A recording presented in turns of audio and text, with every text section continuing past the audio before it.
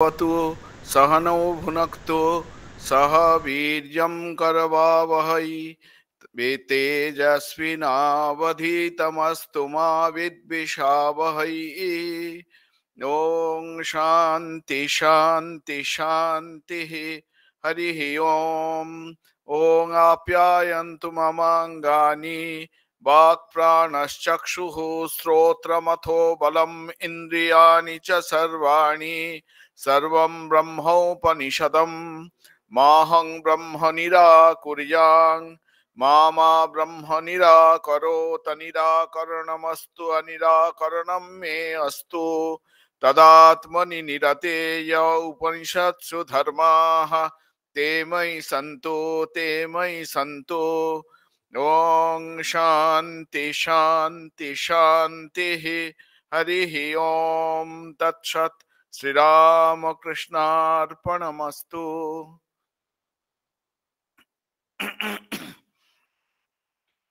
আমি প্রথমেই এই মহাবিদ্যালয়ের অধ্যক্ষ পরম শ্রদ্ধেয় স্নেহাস্পদ স্বামী বিদ্যামৃতানন্দজি মহারাজ, তাকে আমার কৃতজ্ঞতা জানাচ্ছি এবং এই শিক্ষণ মন্দিরের সঙ্গে জয়েন্ট কোলাবোরেশনে যারা এই সেমিনার অর্গানাইজ করছেন, সেই শিক্ষণ মন্দির প্রাক্তনী অ্যাসোসিয়েশন, তার সকল সদস্য, বিশেষ করে তার সম্পাদক যিনি এই স্বাগত ভাষণ দিলেন, ডক্টর অজয় ঘোষ, তাকে আমার সশ্রদ্ধ ভালোবাসা জানাচ্ছি এবং প্রাক্তনী সংসদের সমস্ত সদস্যকে এবং যারা আজকের এই অনুষ্ঠান শুনছেন তাদের সকলকে আমি আমার নমস্কার, শ্রদ্ধা এবং যথাযোগ্য সম্ভাষণ জানাচ্ছি। আজকের আলোচনার বিষয় জাতীয় শিক্ষানীতি 2020 এবং তার সঙ্গে সঙ্গে পশ্চিমবঙ্গের শিক্ষানীতি 2023, তার কম্পারেটিভ একটা আলোচনা, বিশেষ করে স্কুল বিদ্যালয় শিক্ষাকে কেন্দ্র করে।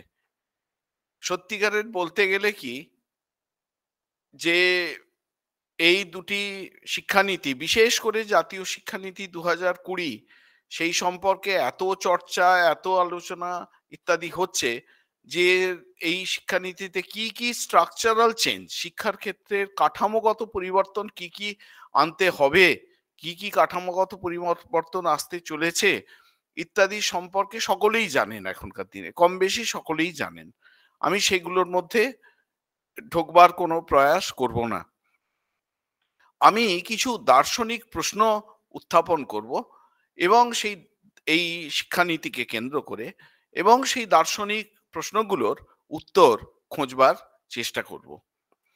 প্রথমেই দুটি মঙ্গলাচরণ মন্ত্র, এই মন্ত্রগুলো হচ্ছে বেদের মন্ত্র, উপনিষদের মন্ত্র, সেইগুলি দিয়ে আমরা এই বক্তব্য শুরু করেছি।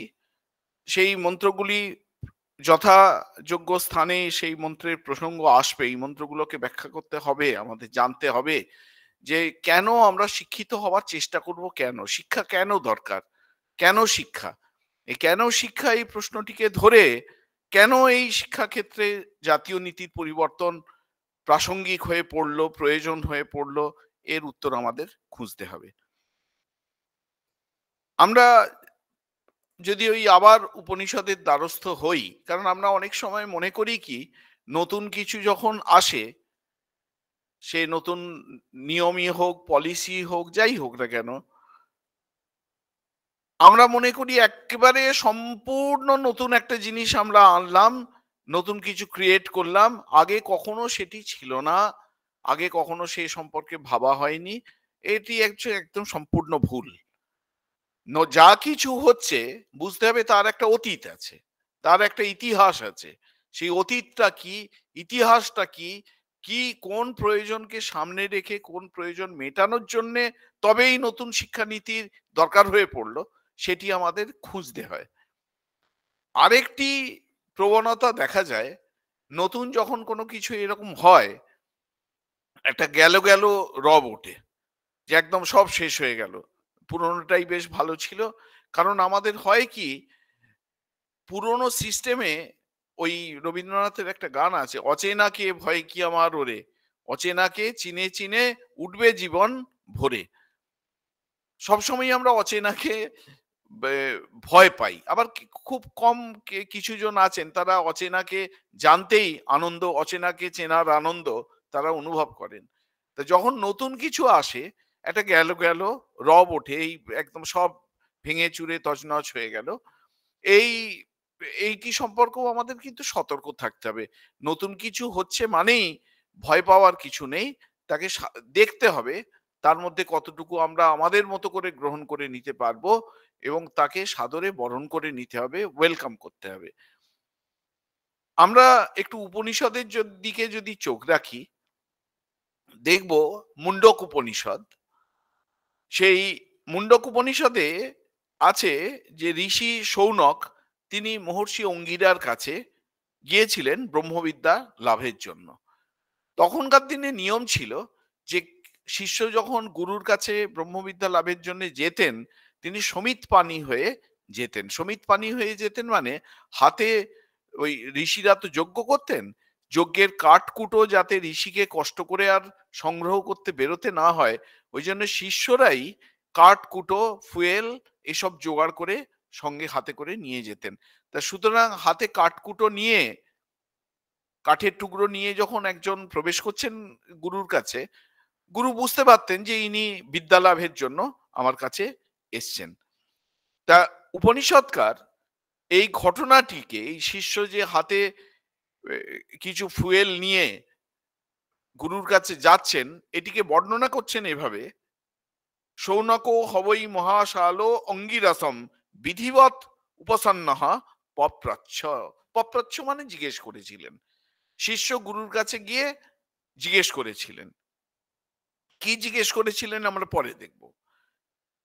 কিন্তু এই কথা একটা কথা যে বিধিবৎ উপসন্নঃ, বিধিবৎ উপসন্ন মানে হচ্ছে তিনি বিধি অনুসারে শিষ্যের কাছে গিয়ে, এই গুরুর কাছে গিয়ে শিষ্য বললেন।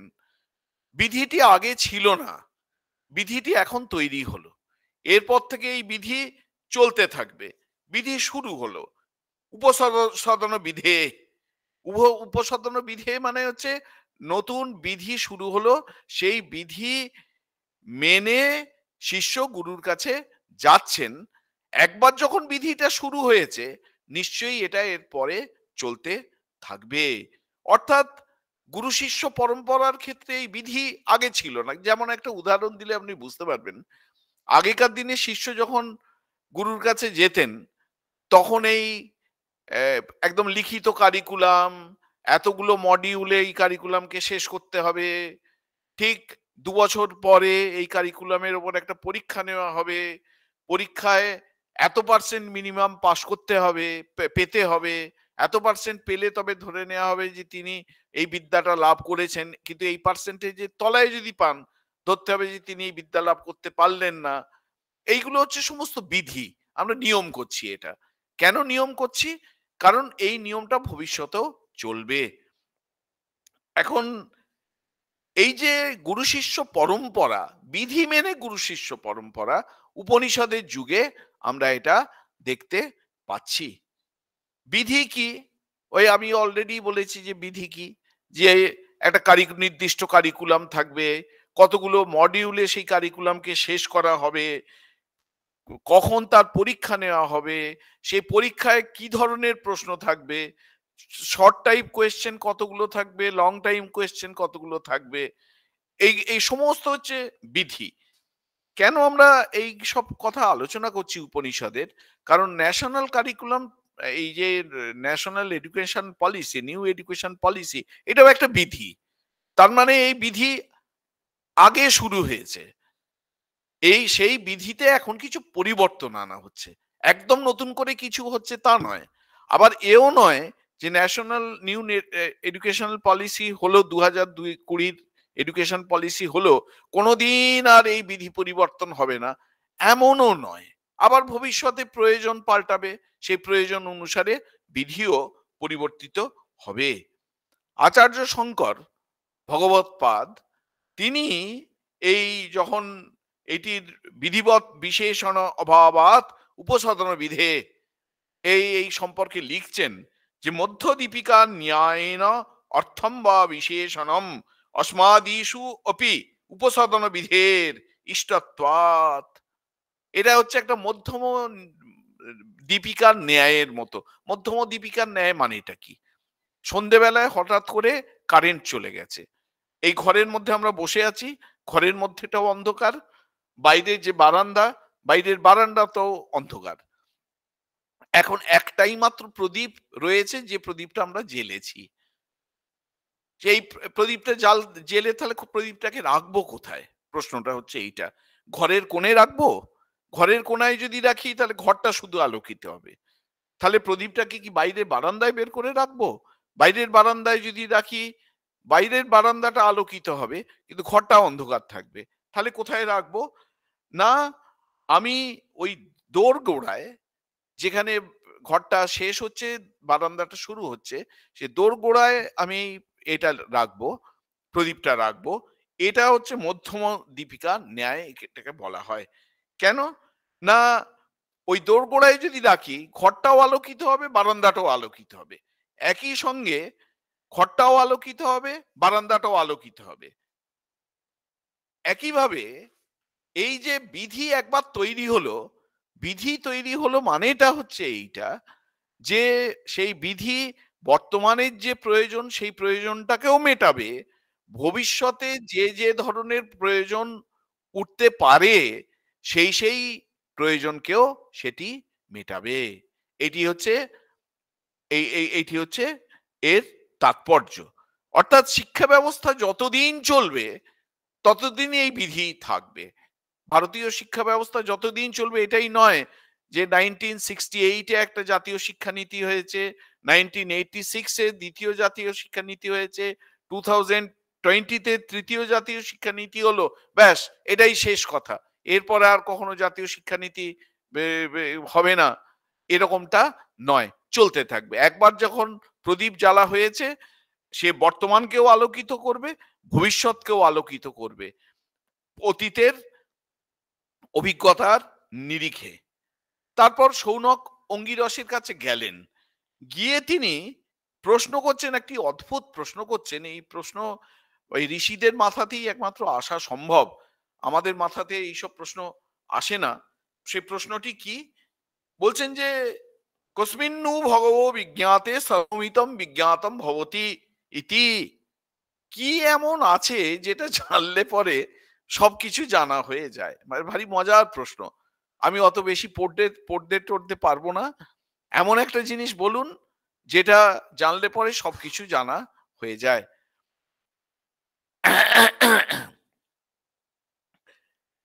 তারপর কি তার উত্তর দিচ্ছেন অঙ্গিরস, বলছেন দ্বে বিদ্যে বেদিতব্যে ইতি হস্ম ইয়ৎ ব্রহ্মবিদো বদন্তি পরাচৈব পরাচ।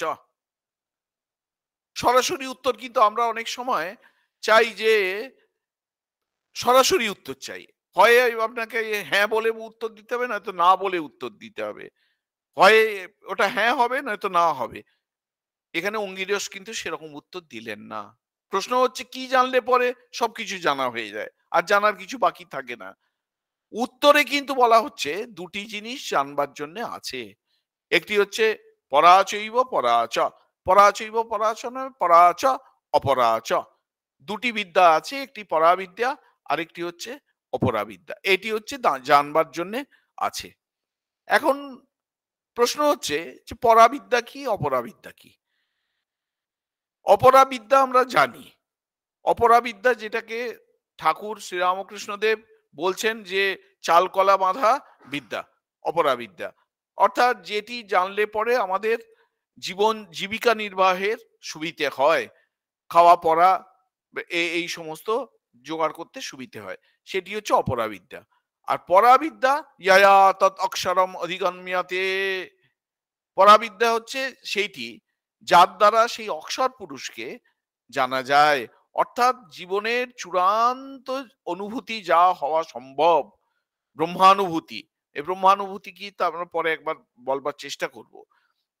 সেটি যে বিদ্যার দ্বারা সেই ব্রহ্মানুভূতি লাভ করা যায় সেটি হচ্ছে পরাবিদ্যা। এই পরাবিদ্যা হচ্ছে অক্ষরের অতীত। অক্ষরের অতীত মানে থ্রু লেটার্স দিস বিদ্যা, this realisation, this feelings can not be attend. It is beyond letters. এইটি হচ্ছে পরাবিদ্যা। ব্রহ্মানুভূতি হচ্ছে পরাবিদ্যা। ব্রহ্মানুভূতি ব্যতীত বাকি যা কিছু সব হচ্ছে অপরাবিদ্যার অন্তর্গত। অপরাবিদ্যাও আবার দু রকমের আছে। একটি হচ্ছে কর্ম বিষয়ক অপরাবিদ্যা, আরেকটি হচ্ছে ব্রহ্ম বিষয়ক অপরাবিদ্যা। কর্ম বিষয়ক অপরাবিদ্যা হচ্ছে একটা উদাহরণ দিলে বুঝতে পারা যাবে। এটা আমি প্রায়ই আমাদের সাধু ব্রহ্মচারী ভাইদের জিজ্ঞেস করি যে আচ্ছা আমরা আমরা যে ক্লাসে উপনিষদ পাঠ করছি, ব্রহ্মচারী সন্ন্যাসীরা একসঙ্গে বসে উপনিষদ পাঠ করছি, এটা কি পরাবিদ্যার চর্চা করছি না অপরাবিদ্যার চর্চা করছি? বেশিরভাগ ক্ষেত্রেই আমরা উত্তর পাই এটি আমরা পরাবিদ্যার চর্চা করছি। তখন আমি প্রশ্ন করি, আচ্ছা মনে করুন প্রত্যেকটা ইউনিভার্সিটিতে সংস্কৃত ডিপার্টমেন্ট আছে, প্রত্যেকটা ইউনিভার্সিটিতে ফিলসফি ডিপার্টমেন্ট আছে, সেখানেও উপনিষদ পড়ানো হয়, সেখানেও বেদ পড়ানো হয়, সেখানেও কঠোপনিষদ, কেনোপনিষদ, ঈশোপনিষদ ইত্যাদি পড়ানো হয়। তারা কি পরাবিদ্যার চর্চা করছেন না অপরাবিদ্যার চর্চা করছেন? প্রশ্নটা, সমস্যাটা হচ্ছে এখানে। একই কঠোপনিষদ যখন সাধু সম্প্রদায় পড়ছেন, সেটাকে আমরা বলছি পরাবিদ্যা। আবার একই উপনিষদ যখন ইউনিভার্সিটিতে পড়ানো হচ্ছে, যার উপর পরীক্ষা নেওয়া হবে, মার্কস দেওয়া হবে, যে মার্কসের ভিত্তিতে আমি কোনো একটা চাকরির এতে অ্যাপ্লাই করতে পারবো, তখন সেটাকে আমরা বলছি অপরাবিদ্যা। এটা কি করে হয়? এইটি হলে কর্ম বিষয়ক অপরাবিদ্যা এবং ব্রহ্ম বিষয়ক অপরাবিদ্যা। কর্ম বিষয়ক অপরাবিদ্যা মানে হচ্ছে এই লক্ষ্যের উপর নির্ভর করবে যে আমার লক্ষ্যটি কি। আমার লক্ষ্যটি ব্রহ্মানুভূতি লাভ করা, অনুভূতি, ভগবত অনুভূতি লাভ করা, না আমার লক্ষ্য হচ্ছে যে কিছু নাম্বার পাওয়া, যে নাম্বারটির বেসিসে আমি একটা জীবিকা খুঁজে নিতে পারবো, আমার জীবিকা নির্বাহের সুবিধে হবে। যদি ওই একই উপনিষদ পাঠের মধ্য দিয়ে আমার লক্ষ্য হয় যে জীবিকা, তাহলে ওই উপনিষদ পাঠ হচ্ছে কর্ম বিষয়ক অপরাবিদ্যা। অর্থাৎ ইউনিভার্সিটিতেও কঠোপনিষদ পড়ানো হচ্ছে, কলেজেও উপনিষদ ইত্যাদি পড়ানো হচ্ছে, সেগুলো সব হচ্ছে কর্ম বিষয়ক অপরাবিদ্যা। আর যারা উপনিষদের চর্চা করছেন জীবনটাকে উন্নত করবার জন্য, যারা উপনিষদের চর্চা করছেন ভগবত অনুভূতি লাভের জন্য, তাদের ক্ষেত্রে এটি অপরাবিদ্যা, কিন্তু এটি কর্ম বিষয়ক অপরাবিদ্যা নয়, এটি ব্রহ্ম বিষয়ক অপরাবিদ্যা। সুতরাং এই যে প্রশ্ন হলো যে কি সেই আছে যেটি জানলে পরে সবকিছুকে জানা হয়ে যায়, উত্তরে অঙ্গিরস বললেন যে দ্বে বিদ্যে বেদিতব্যে হস্ম যৎ ব্রহ্মবিদো বদন্তি পরাচৈব পরাচ। দুটি বিদ্যা জানবার জন্য আছে, একটি হচ্ছে পরাবিদ্যা, আরেকটি হচ্ছে অপরাবিদ্যা। এবার আমরা এই যে শিক্ষানীতি ইত্যাদি ইত্যাদির কথা বলছি, এই সমস্ত হচ্ছে মূলত অপরাবিদ্যা এবং কর্ম বিষয়ক অপরাবিদ্যা। কিন্তু এই আমাদের জাতীয় শিক্ষানীতি 2020 খুব ভালো করে এর এসেন্সটাকে যদি বোঝবার চেষ্টা করেন, আমরা বোঝবার চেষ্টা করি, আমরা দেখব অভিমুখটি কিন্তু হচ্ছে পরাবিদ্যার দিকে। যদিও এটি হচ্ছে অপরাবিদ্যা এবং কর্ম বিষয়ক অপরাবিদ্যা, কিন্তু এর অভিমুখটা হচ্ছে, এই শিক্ষানীতির মূল অভিমুখটা হচ্ছে যে, অভিমুখটা কিরকম না ছান্দোগ্য উপনিষদে আছে। ছান্দোগ্য উপনিষদে রয়েছে যে মৌমাছি, একটা বিরাট মৌচাক, অনেক মধু সেখানে হয়েছে। সেই মধু কোথা থেকে সংগৃহীত হয়েছে? অসংখ্য মৌমাছি, হাজার হাজার মৌমাছি কেউ নিম গাছের ফুল, নিম ফুল থেকে পরাগ সংগ্রহ করে এনেছে, কেউ গোলাপ ফুল থেকে পরাগ সংগ্রহ করে এনেছে, কেউ ছাতিম ফুল থেকে পরাগ সংগ্রহ করে এনেছে, করে এনে ওই মৌচাকের মধ্যে দিয়েছে। সেখানে মধু তৈরি হয়েছে। মধু যখন তৈরি হয়ে গেছে, সেই মধু কণা কিন্তু তার ইন্ডিভিজুয়াল লিমিটিং আইডেন্টিটিস গুলোকে সম্পূর্ণ ভুলে গেছে। কোনো মধুর কণা কিন্তু আর মনে করে না আমি হচ্ছি I am from that tree, আমি নিম গাছ থেকে, কি আমি ছাতিম গাছ থেকে, কি আমি রজনীগন্ধা ফুলের পরাগ থেকে। আর মধু, সবাই মধু। একইভাবে আমাদের এই যে নতুন জাতীয় শিক্ষা নীতি, এর মূল নির্যাসটা হচ্ছে যে এমন একটি চেতনা, যে চেতনাটাকে আমরা জাতীয় চেতনা বলতে পারি, জাতীয় চেতনার নির্মাণ, যে জাতীয় চেতনার বলে বলীয়ান হয়ে আমরা অনুভব করতে পারবো আমরা এক জাতি, এক প্রাণ প্রাণ, এবং আমাদের জাতির লক্ষ্য হচ্ছে অনন্তের সঙ্গে একত্ব অনুভব করা, অরূপের সঙ্গে একত্ব অনুভব করা। খুব ভালো করে যদি এই ন্যাশনাল এডুকেশন পলিসি 2022 এটিকে দেখা যায়, এর স্ট্রাকচারাল চেঞ্জ গুলোকে দেখে এগুলো বোঝা যাবে না। কোনটা 2 বছর ছিল সেটাকে 4 বছর করা হয়েছে, কোনটা 3 বছরের ছিল সেটাকে 4 বছর করা হয়েছে, এমফিল তুলে দেওয়া হয়েছে, সরাসরি একজন 4 বছরের গ্র্যাজুয়েশন কোর্স সেখানে রিসার্চ ওয়ার্ক করে সরাসরি পিএইচডি তে চলে যাবে। এগুলো সমস্ত হচ্ছে স্ট্রাকচারাল চেঞ্জ। এই স্ট্রাকচারাল চেঞ্জ চলতে থাকবে। এটাই যে শেষ কথা তা নয়। এমন হতে পারে ভবিষ্যতে হয়তো এখন যা ছিল তার অনেক কিছু আবার ফিরে এলো। সেও হতে পারে। যদি প্রয়োজন হয় হবে। তাতে সেইটা নিয়ে আমাদের বিতর্ক করার কিছু নেই। কিন্তু জাতীয় শিক্ষানীতির যে মূল উদ্দেশ্যটা, মূল স্পিরিটটা, সেই স্পিরিটটা হচ্ছে এটা, যে একটা জাতীয় চেতনার নির্মাণ, যে জাতীয় চেতনার বলে বলীয়ান হয়ে আমরা অনুভব করব যে আমরা শুধুমাত্র একটা ব্যক্তি মাত্র নয়, আমাদের একটা ন্যাশনাল আইডেন্টিটি আছে, এবং এই ন্যাশনাল আইডেন্টিটির মূল ভিত্তি হচ্ছে ভারতীয়ত্ব, এবং আমি একটা বিশ্ব নাগরিকও বটে। আমার একটা বিশ্ব নাগরিকত্বের পাসপোর্ট আছে, এবং শেষ পর্যন্ত আমি অনুভব করব I am one with infinity. এইটি হচ্ছে এই জাতীয় শিক্ষানীতি 2022 তার নির্যাস, যদি এক কথায় বলা যায়। আমরা আগেই উল্লেখ করেছি যে জাতীয় শিক্ষানীতি 2020 প্রণয়নের আগে আমরা তিনটি শিক্ষানীতি দেখেছি। একটা হচ্ছে 1968 জাতীয় শিক্ষানীতি, তারপর 1986 এ জাতীয় শিক্ষানীতি, যে জাতীয় শিক্ষানীতির কিছু রিফর্ম আনা হয়েছিল, পরিবর্তন পরবর্তীকালে অভিজ্ঞতার ভিত্তিতে করা হয়েছিল 1992 তে, প্রোগ্রাম অফ অ্যাকশন পিওসি বলা হয়। তারপরে এই 2020 মানে লাস্ট স্বাধীনতার পর থেকে 75-76 বছরে তিনটি ন্যাশনাল এডুকেশন পলিসি আমরা দেখেছি। 1986 এর জাতীয় শিক্ষানীতি যখন হচ্ছে, সেই জাতীয় শিক্ষানীতির আগে কিন্তু আমরা তিনটি কমিশন দেখে ফেলেছি।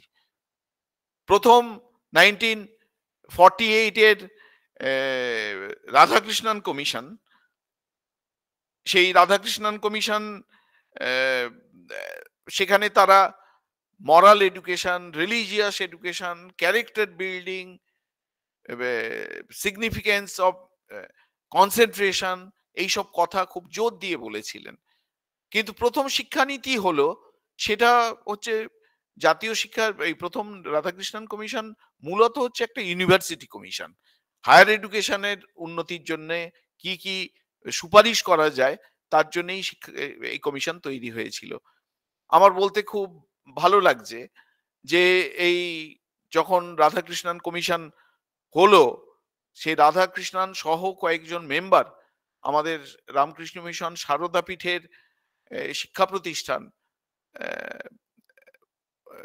রামকৃষ্ণ মিশন বিদ্যা মন্দির, সেই বিদ্যা মন্দিরে রাধাকৃষ্ণন স্বয়ং ভিজিট করেছিলেন, এসছিলেন। তিনি কয়েকজন গোটা ভারতবর্ষের কয়েকটি শিক্ষা প্রতিষ্ঠান তারা ঘুরে ঘুরে দেখছিলেন, তার মধ্যে বিদ্যা মন্দিরও ছিল। এখানেও এসে এইখানকার সমস্ত ব্যবস্থা দেখেছিলেন, এখানকার শিক্ষক, ছাত্র এদের সঙ্গে ইন্টারেক্ট করেছিলেন, আমাদের বিদ্যামন্দিরের ডায়েরিতে তার উল্লেখ রয়েছে। তারপর মুদালিয়ার কমিশন 1952-53 এরা কেবলমাত্র স্কুল এডুকেশন সম্পর্কে সুপারিশ করবার জন্য এই কমিশন তৈরি হয়েছিল। এরা স্কুল এডুকেশনের কিছু স্ট্রাকচারাল চেঞ্জের কথা বলেছিলেন। এবং তারপর 1962-63 1962-64 কোঠারি কমিশন। এই সম্পর্কে আরো বলতে ভালো লাগছে যে যেই রামকৃষ্ণ মিশন শিক্ষণ মন্দির যারা আজকে প্রাক্তনীদের সঙ্গে জয়েন্ট কোলাবোরেশনে এই অনুষ্ঠানের আয়োজন করছেন, ডক্টর ডিএস কোঠারি স্বয়ং এই প্রতিষ্ঠানে এসেছিলেন, তখন তিনি কোঠারি কমিশনের মেম্বার। ওরাও ঘুরে ঘুরে দেখছিলেন ভারতবর্ষের বেশ কিছু শিক্ষা প্রতিষ্ঠানে, তারা ব্যক্তিগতভাবে গিয়েছিলেন। ডিএস কোঠারি এই শিক্ষা প্রতিষ্ঠানটি দেখবার জন্য এসেছিলেন। এখন এই তিনটে কমিশনের যে রেকমেন্ডেশন, তার বেসিসে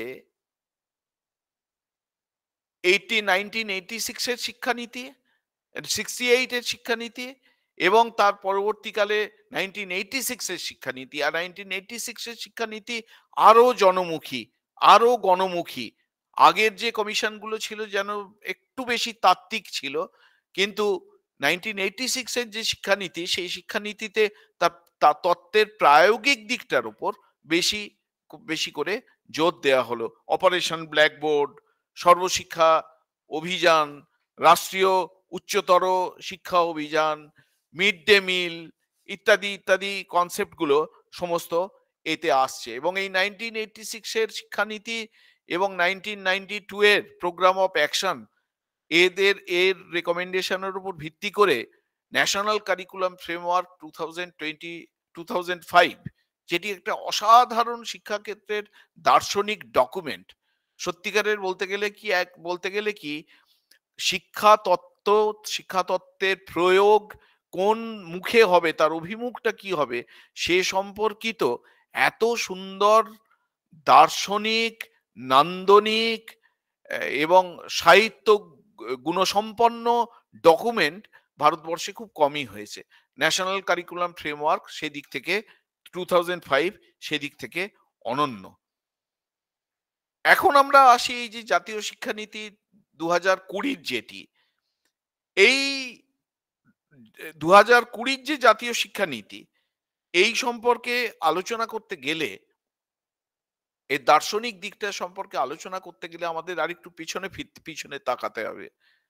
পেছনে তাকানোটা কিরকম না, নীরবে কয়েকটি ঘটনা ঘটে গেছে। একটি ঘটনা হচ্ছে বিগত শতকের 90-এর দশকে ডেলার্স কমিশন তৈরি হয়ে গেছে।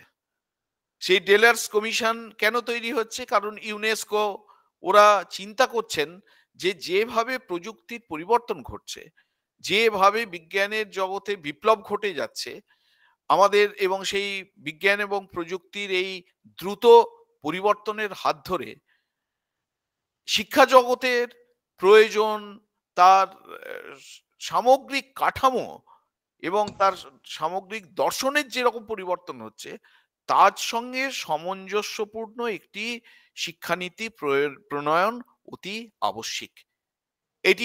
এইটি অনুভব কিন্তু হচ্ছে। যারা ওই জাক ডেলার্স, উনি ছিলেন এর চেয়ারম্যান, তিনি ফ্রান্সের শিক্ষামন্ত্রী ছিলেন, তা বহু ইউরোপিয়ান কমিশনের চেয়ারম্যান ছিলেন, আরো অনেক বড় বড় পদে তিনি ছিলেন, খুব সর্বজন শ্রদ্ধেয় সম্মানীয় ব্যক্তি। 50 জনকে নিয়ে এই কমিশন তৈরি হয়েছিল। ভারতবর্ষ থেকেও একজন প্রতিনিধি সেখানে ছিলেন, ডক্টর করণ সিং। ডক্টর করণ সিং এখনো পর্যন্ত আছেন আমাদের মধ্যে। তারা সেই রিপোর্ট জমা দিলেন 1994-এ। সেটি হচ্ছে লার্নিং দি ট্রেজার উইদিন। ঠাকুরের আমরা যারা জানি, শ্রীরামকৃষ্ণদেব একটি জিনিসকে খুব ঘৃণা করতেন, সেইটাকে হচ্ছে যে আমি সব জিনিস জানি, আমার আর নতুন করে শেখবার কিছু নেই, এই মনোভাবটাকে। এরকম আছে যে তিনি দক্ষিণেশ্বরে যখন তখন সাধন করছেন, একটি কুকুর সে রাস্তা থেকে খাবার খুঁটে খাচ্ছে, তার কাছে গিয়ে তিনি দেখছেন, বলছেন যে দেখি যদি মা এই কুকুরটার মুখ দিয়ে কিছু শিক্ষা দেন, এই কুকুরের মুখ দিয়ে কিছু কিছু বলান। একবার তার একজন শিষ্য স্বামী অখণ্ডানন্দজি মহারাজ, তিনি বলে ফেলেছিলেন কোন একটা প্রসঙ্গে, হ্যাঁ জানি জানি, ঠাকুরের তখন ক্যান্সার হয়ে গেছে, গলা দিয়ে রক্ত পড়ছে, বিছানা থেকে উঠতে পারেন না। যেই অখণ্ডানন্দজি বলেছেন জানি জানি, অত্যন্ত উত্তেজিত হয়ে তিনি বিছানা থেকে উঠে বসবার চেষ্টা করছেন, আর গর্জন করে বলছেন, কি বললি? জানি, সব জানি, তোর আর জানার কিছু নেই, কখনো এরকম বলবি না। যে বলে যে আমি জানি না, সে কিছু জানলেও জানতে পারে। যে মনে করে যে আমি সব জানি, আমার আর শেখার কিছু নেই, তার আর নিস্তারের কোনো উপায় নেই। এটি উপনিষদের কথা। অবিজ্ঞানম অবিজ্ঞাতম বিজানতাম বিজ্ঞাতম অবিজানতাম, কেন উপনিষদে আছে যে ব্রহ্মবস্তুকে কখনো জ্ঞানের বিষয় করা যায় না। যেভাবে আমি আমার এই পেনটিকে জ্ঞানের বিষয় করতে পারি, আমার ইন্দ্রিয় মন বুদ্ধি দিয়ে আমার জ্ঞানের বিষয় করতে পারি, ব্রহ্ম বিজ্ঞানকে এইভাবে জ্ঞানের বিষয় করা যায় না। সুতরাং যে বলে যে আমি ব্রহ্ম কি বস্তু জানতে পারিনি, এটা কিন্তু ওই আমি জানি না, আই ডোন্ট নো, এই অর্থে নয়। সেই একটা মজার গল্পের কথা মনে পড়ছে যে একজন শহর থেকে ইংরেজিতে এমএ করে একজন গ্রামের দিকে গেছে, আর গিয়েই ছাত্রদের মধ্যে খুব জনপ্রিয় হয়ে গেছে। আর সেখানকার যিনি হেডমাস্টার, তিনি এই নতুন ইয়াং টিচারটির জনপ্রিয়তা সহ্য করতে পারছেন না। তা তিনি খালি প্ল্যান করছেন, একটু দুষ্টু বুদ্ধি সম্পন্ন ছিলেন, তিনি প্ল্যান করছেন যে এই ইয়াং টিচারটিকে কি করে জব্দ করা যায়। একদিন বললেন যে একদিন আমরা খোলা মাঠে তর্ক করব, সমস্ত গ্রামের লোককে ডাকা হবে, যে তর্কে জিতবে তার প্রাধান্য, তার নেতৃত্ব সকলে স্বীকার করে নেওয়া হবে। ইয়াং টিচারটিও রাজি হলেন, হেডমাস্টারও তো খুব মহানন্দে ডগমগ করছেন। এবার ইয়াং টিচারটির বিদ্যাবুদ্ধি ছিল, কিন্তু ওই যাকে বলে কানিংনেস, ধূর্ত বুদ্ধির একটু অভাব ছিল। প্রথমে হেডমাস্টার বললেন যে ঠিক আছে, তুমি জিজ্ঞেস করো। ইয়াং টিচারটি একের পর এক শক্ত প্রশ্ন করছেন, হেডমাস্টার সমস্ত উত্তর দিচ্ছেন, কোনোটা উত্তর দিতে পারছেন না। গ্রামের লোক তো আর অত সত্যটা কোনটা মিথ্যা কোনটা সেটাও জানে না, ভাবছে যে হেডমাস্টার খুব স্মার্টলি উত্তর দিয়ে যাচ্ছে, এখন ঠিকই বলছে, হয়তো হয়তো ভুল বলছেন, কিন্তু সবাই মনে করছে ঠিকই বলছে। তারপর হেডমাস্টার বললেন, এবার আমি প্রশ্ন করি, তুমি উত্তর দাও। ইয়াং টিচারটিও খুব স্মার্টলি বললেন, হ্যাঁ তাহলে বলুন কি। হেডমাস্টার বললেন, আমার প্রশ্ন অত্যন্ত সোজা, তুমি চিৎকার করে এদের বলে দাও যে আমি এ, কি বলে আই ডোন্ট নো এর বাংলা কি হবে, এটা তুমি চিৎকার করে গ্রামের লোকেদের বলে দাও। তখন সেই ইয়াং টিচারটি খুব জোরে বলল, আমি জানি না। সঙ্গে সঙ্গে হেডমাস্টার বললেন, "তো আপনারা দেখতেই পাচ্ছেন যে ইনি জানেন না, নিজ মুখেই স্বীকার করলেন।" একদম হেডমাস্টারকে মাথায় তুলে সব নৃত্য করতে শুরু করলেন। এই অর্থে কিন্তু জানি না নয়। অবিজ্ঞাতম বিজানতাম বিজ্ঞাতম অবিজানতাম, যিনি বলেন আমি জানি না, এটা তার অজ্ঞতার পরিচয়ক নয়। তাহলে তিনি জানি না বলছেন কেন? কারণ যেভাবে আমি এই পেনটাকে, এই জগৎটাকে জানি, সেইভাবে ব্রহ্মবিজ্ঞানকে জ্ঞানের বিষয় করে প্রকাশ করা যায় না। তিনি প্রকাশের অযোগ্য। এটিই হচ্ছে কথা। আর যিনি মনে করেন যে আমি বুঝে ফেলেছি, জেনে ফেলেছি, আর আমার জানার কিছু নেই, সে আছে তো আইনস্টাইন না নিউটনের কারো একটা কথা আছে যে আমি আর কি করেছি, জ্ঞান সমুদ্রের ঢালে তীরে শুধু নুড়ি কুড়িয়ে কুড়িয়ে বেরিয়েছি। এই হচ্ছে ঠিক ঠিক মডেস্টির কথা, হাম্বলনেস, এই নিরভিমানত্ব, যে আমি কখনোই বলতে পারি না যে আমি যা জেনেছি এটি শেষ কথা, আর আমার জানার কিছু নেই, কখনো আমরা এটি বলতে পারবো না। তা সেই ঠাকুর তার শিষ্যকে সাবধান করে দিলেন, কখনো বলবি না যে আমি জানি। এই আমরা এই ডেলার্স কমিশনে আমরা দেখছি, ডেলার্স কমিশনে বলছেন একটা চ্যাপ্টার আছে learning through out life. Delors কমিশনের একটি চ্যাপ্টার হচ্ছে লার্নিং থ্রু আউট লাইফ, সারা জীবন ধরে শিখতে হবে। মাধ্যমিক পাশ করে গেছি মানে সব শিখে ফেলেছি তা নয়, হায়ার সেকেন্ডারি পাশ করেছি মানে সব শিখে গেছি তা নয়। মাস্টার্স করেছি কি পিএইচডি করেছি মানে শেখার শেষ হয়ে গেল তা নয়, সারা জীবন ধরে আমার এই শিক্ষা চলবে। এই ডেলার্স কমিশনে মেনে নেওয়া হলো। আরেকটি কথা ডেলার্স কমিশনে মেনে নেওয়া হলো, সেটা হচ্ছে লার্নিং দি ট্রেজার উইদিন। অন্তরে অনন্ত জ্ঞান নিহিত রয়েছে, সুপ্ত রয়েছে, তার প্রকাশের ব্যবস্থা করে দিতে হবে। অন্তরে শোনা আছে, কিন্তু আমার কাছে সেটা খবর নেই। একটা উদাহরণ দিয়ে বলা যায় যে আমার বাবা হয়তো আমার যখন খুব ছোট সেই সময় মারা গিয়েছিলেন, আমার নামে 5 কোটি টাকা ব্যাংকের ভল্টে রেখে গিয়েছিলেন। আমি বড় হয়েছি, আমি জানি না যে আমার নামে 5 কোটি টাকা রাখা আছে। আমি কি বলতে পারবো যে আমি 5 কোটি টাকার মালিক? যতক্ষণ না আমি জানবো আমি 5 কোটি টাকার মালিক, যতক্ষণ না আমি সেই তার কাগজপত্র অফিসিয়ালি পাবো, ততক্ষণ পর্যন্ত আমি বলতে পারবো না যে আমি 5 কোটি টাকার মালিক। সুতরাং এই অন্তরে শোনা আছে, সেটাকে কেবলমাত্র থিওরিটিক্যালি জানা নয়, অন্তরে যেটি আছে সেটিকে অনুভব করা, বোধ করা, এটি হচ্ছে প্রকৃত শিক্ষা। এটি ডেলার্স কমিশনে বলা হলো লার্নিং দি ট্রেজার উইদিন।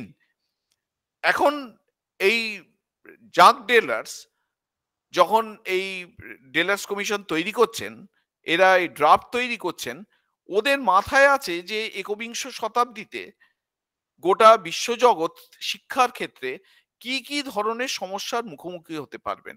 আপনারা যদি, আমি সকলকে অনুরোধ করব, এই ডেলার্স কমিশন যে কয়েকটা টেনশনের কথা বলেছিলেন, সেই টেনশন গুলোর ভিত্তিতে এখনকার গবেষকরা, এখনকার রিসার্চাররা, ছাত্রছাত্রীরা সেই টেনশনগুলোর ভিত্তিতে এই জাতীয় শিক্ষানীতিকে দেখতে হবে যে এই জাতীয় শিক্ষানীতি 2020-তে কিন্তু ওই টেনশনগুলোকে অ্যাড্রেস করবার চেষ্টা করা হয়েছে, সচেতনভাবে সেই টেনশনগুলোকে অ্যাড্রেস করার চেষ্টা করা হয়েছে। এইগুলো আমাদের দেখতে হবে। ওই টেনশনগুলো যদি আমরা দেখি, যে টেনশন বিটুইন দি, ডেলার্স কমিশনে বলা হচ্ছে the tension between the global and the local. How can we become world citizens without losing our roots? আমাদের বিশ্ব নাগরিক হয়ে উঠতে হবে, নো ডাউট আমাদের বিশ্ব নাগরিক হয়ে উঠতে হবে। গাইয়া ভূত হয়ে থাকার মধ্যে কোনো গৌরব নেই, কোনো মহিমা নেই, কিন্তু বিশ্ব নাগরিক হয়ে উঠেও আমি যেন আমার শিকড়টাকে না ভুলি।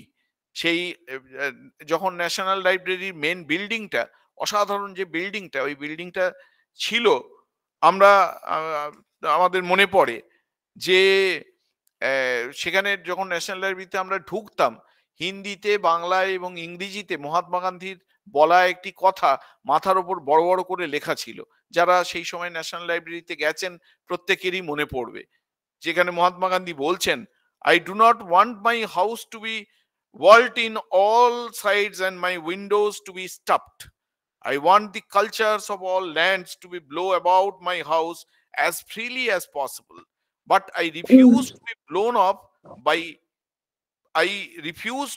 blown up my feet by any. অর্থাৎ আমি চাই না আমার ঘরের সমস্ত জানলাকে আমি বন্ধ করি। আমি চাই না আমার ঘরের সমস্ত জানলা বন্ধ থাক। আমি চাই না আমার ঘরে বাইরের হাওয়া না ঢোকা বন্ধ হয়ে যাক।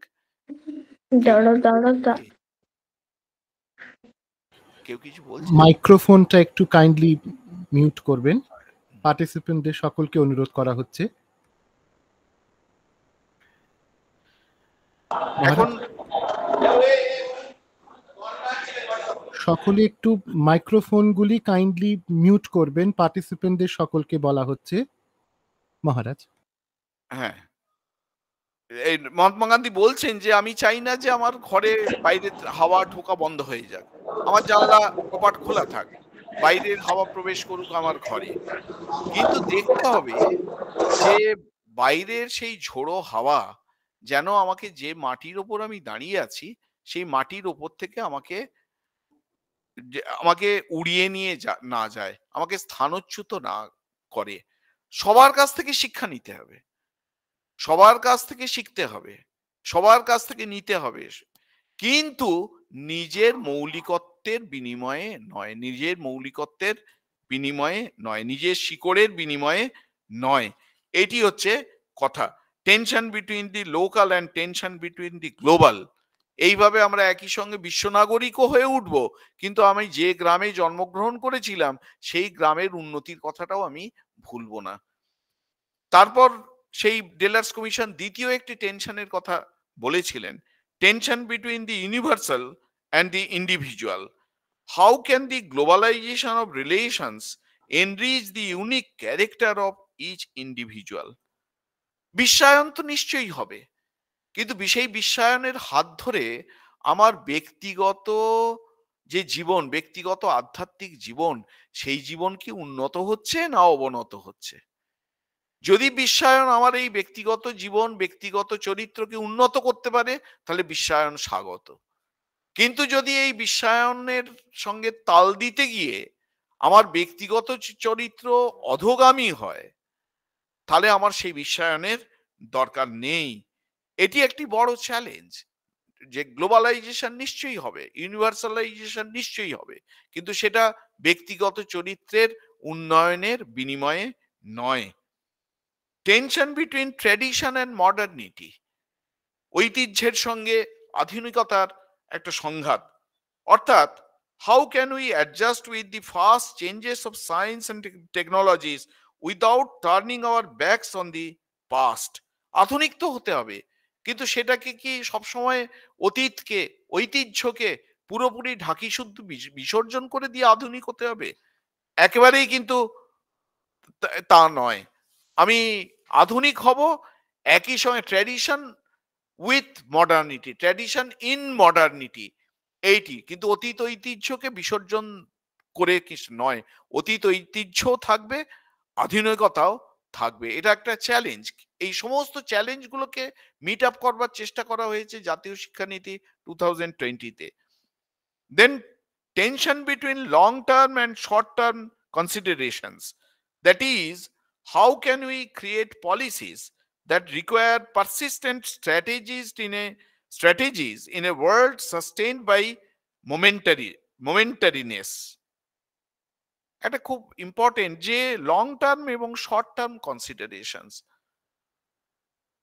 এক্ষুনি একটা বিল্ডিং এখানে না বানালেই নয়, এক্ষুনি একটা বিল্ডিং এখানে বানাতে হবে, কিন্তু সেই বিল্ডিংটা বানাতে গিয়ে দেখা যাবে এমন অনেক প্রাচীন ঔষধি মূল্যবান বৃক্ষকে কাটতে হবে যেটা একটা অপূরণীয় ক্ষতি। ওইসব গাছ আর এখনকার দিনে পাওয়া যাবে না, কিন্তু ওই গাছগুলোকে না কাটলে আমি জায়গা পাবো না। তার মানে কি, বিল্ডিং করাটা হচ্ছে একটা শর্ট টার্ম প্রয়োজনকে আমাকে মেটাবে, কিন্তু শর্ট টার্ম প্রয়োজনটাকে মেটাতে গিয়ে ওই যে মহামূল্যবান গাছগুলোর আমি ধ্বংস সাধন করব, মানে লং টার্মে একটা অপূরণীয় ক্ষতি আমার হয়ে গেল। সুতরাং উন্নতিও করতে হবে, কিন্তু সেটা লং টার্ম, এটাকেই বলা হচ্ছে এখনকার দিনে সাস্টেনেবল ডেভেলপমেন্ট। হ্যাঁ, সাস্টেনেবল ডেভেলপমেন্টের কথা বলা হচ্ছে।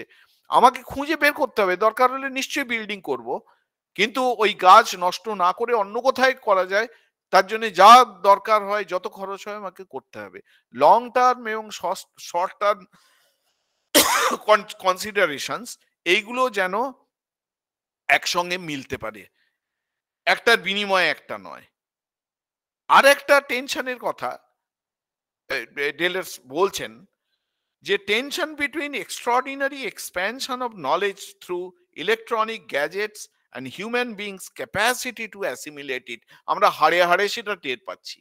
প্রত্যেকের পকেটে আমাদের বিশাল বিশাল মোবাইল, দুজন চারজন পাশাপাশি বসে আছি, কেউ কারোর সঙ্গে কথা নেই, সবাই আমরা ইন্টারেক্ট করছি পাশের মানুষটার সঙ্গে নয়, যন্ত্রের সঙ্গে আমরা ইন্টারেক্ট করে চলেছি। গোটা বিশ্বের সঙ্গে আমার সম্পর্ক আছে, কিন্তু পাশের লোকটির সঙ্গে, পরিবারের পাশের মানুষটির সঙ্গে, পাশের বাড়ির মানুষটির সঙ্গে আমার সম্পর্ক কিন্তু নষ্ট হয়ে গেছে। এইটি কিন্তু নয়, এইটি কিন্তু একটা খুব ইম্পর্টেন্ট একটা জায়গা। আমরা প্রচুর তথ্য, একটার পর একটা তথ্য উঠতে না উঠতে সেই তথ্য হুমড়ি খেয়ে পড়ে আবার নতুন তথ্য সেখানে এসে জায়গা করে নিচ্ছে। কতটুকু আমরা অ্যাবজর্ব করতে পারছি, কতটুকু আমরা ডাইজেস্ট করতে পারছি? আমি অনেক সময় দেখি যে এই যে মোবাইলে একই ঘটনা ঘটছে, সবাই ছবি তুলে চলেছে এবং সবাই পোস্ট করে চলেছে। আমি মাঝে মাঝে কাউকে কাউকে জিজ্ঞেস করি যে আচ্ছা এরা এই ছবিগুলো কি পরে দেখে? বলে না মহারাজ, ডিলিট করে দেয়।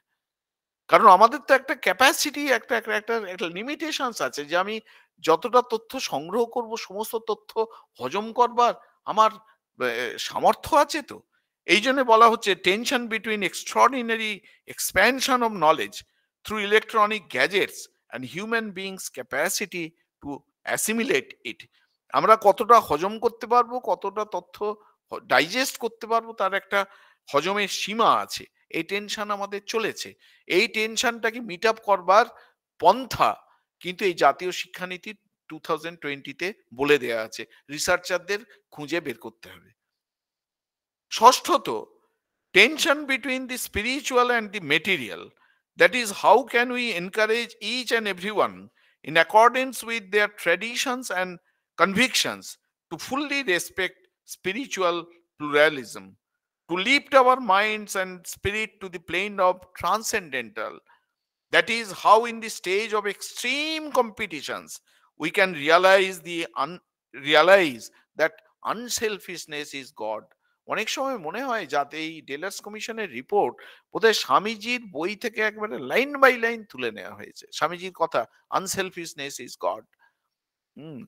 একদম স্বামীজির নামটি না উল্লেখ করে স্বামীজির কথা পাতার পর, আসলে ডক্টর করণ সিং তো ভারতীয় সংস্কৃতি, ভারতীয় আধ্যাত্মিক চেতনা তাতে নিষ্ণাত।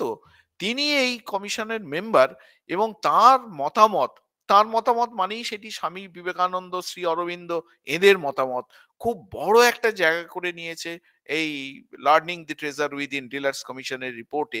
এবং সেই ডিলার্স কমিশন যে প্রশ্নগুলো, যে টেনশনগুলোর কথা তুলে দিয়ে গেছেন জাতীয় শিক্ষানীতি 2020-তে সেইগুলিকে অ্যাড্রেস করবার, এটি একটা খুব ভালো গবেষণা পত্র হতে পারে, গবেষণা সমস্যা হিসেবে রিসার্চাররা গ্রহণ করতে পারেন যে যে learning the treasure within in the perspective of national new education policy 2020। এটা আমার ব্যক্তিগতভাবে মনে হয় যে স্পিরিচুয়াল প্লুরালিজম মানে হচ্ছে যে আমরা সবাই থাকবো, এখানে কাউকে বাদ দিয়ে আপনি থাকবেন, আমি থাকবো, সে থাকবে। একটা ঘরে 4 জন বাস করে, একটাই ঘর হস্টেলের, একজনের 5-এ ফ্যান চললে ভালো হয়, একজনের 1-এ ফ্যান চললে ভালো হয়, একজনের 3-এ ফ্যান চললে ভালো হয়, একজনের ফ্যানটা বন্ধ থাকলে ভালো হয়। তো এরা কি সারাক্ষণ নিজেদের মধ্যে মারপিট করে মরবে নাকি? 4 জনেই থাকবে। এমন একটা ব্যবস্থায়, এমন একটা সিদ্ধান্তে আলাপ আলোচনা, পারস্পরিক মতবিনিময় ইত্যাদির মধ্য দিয়ে আসতে হবে যে 4 জনের স্বার্থই কিছু কিছু পূরিত হবে।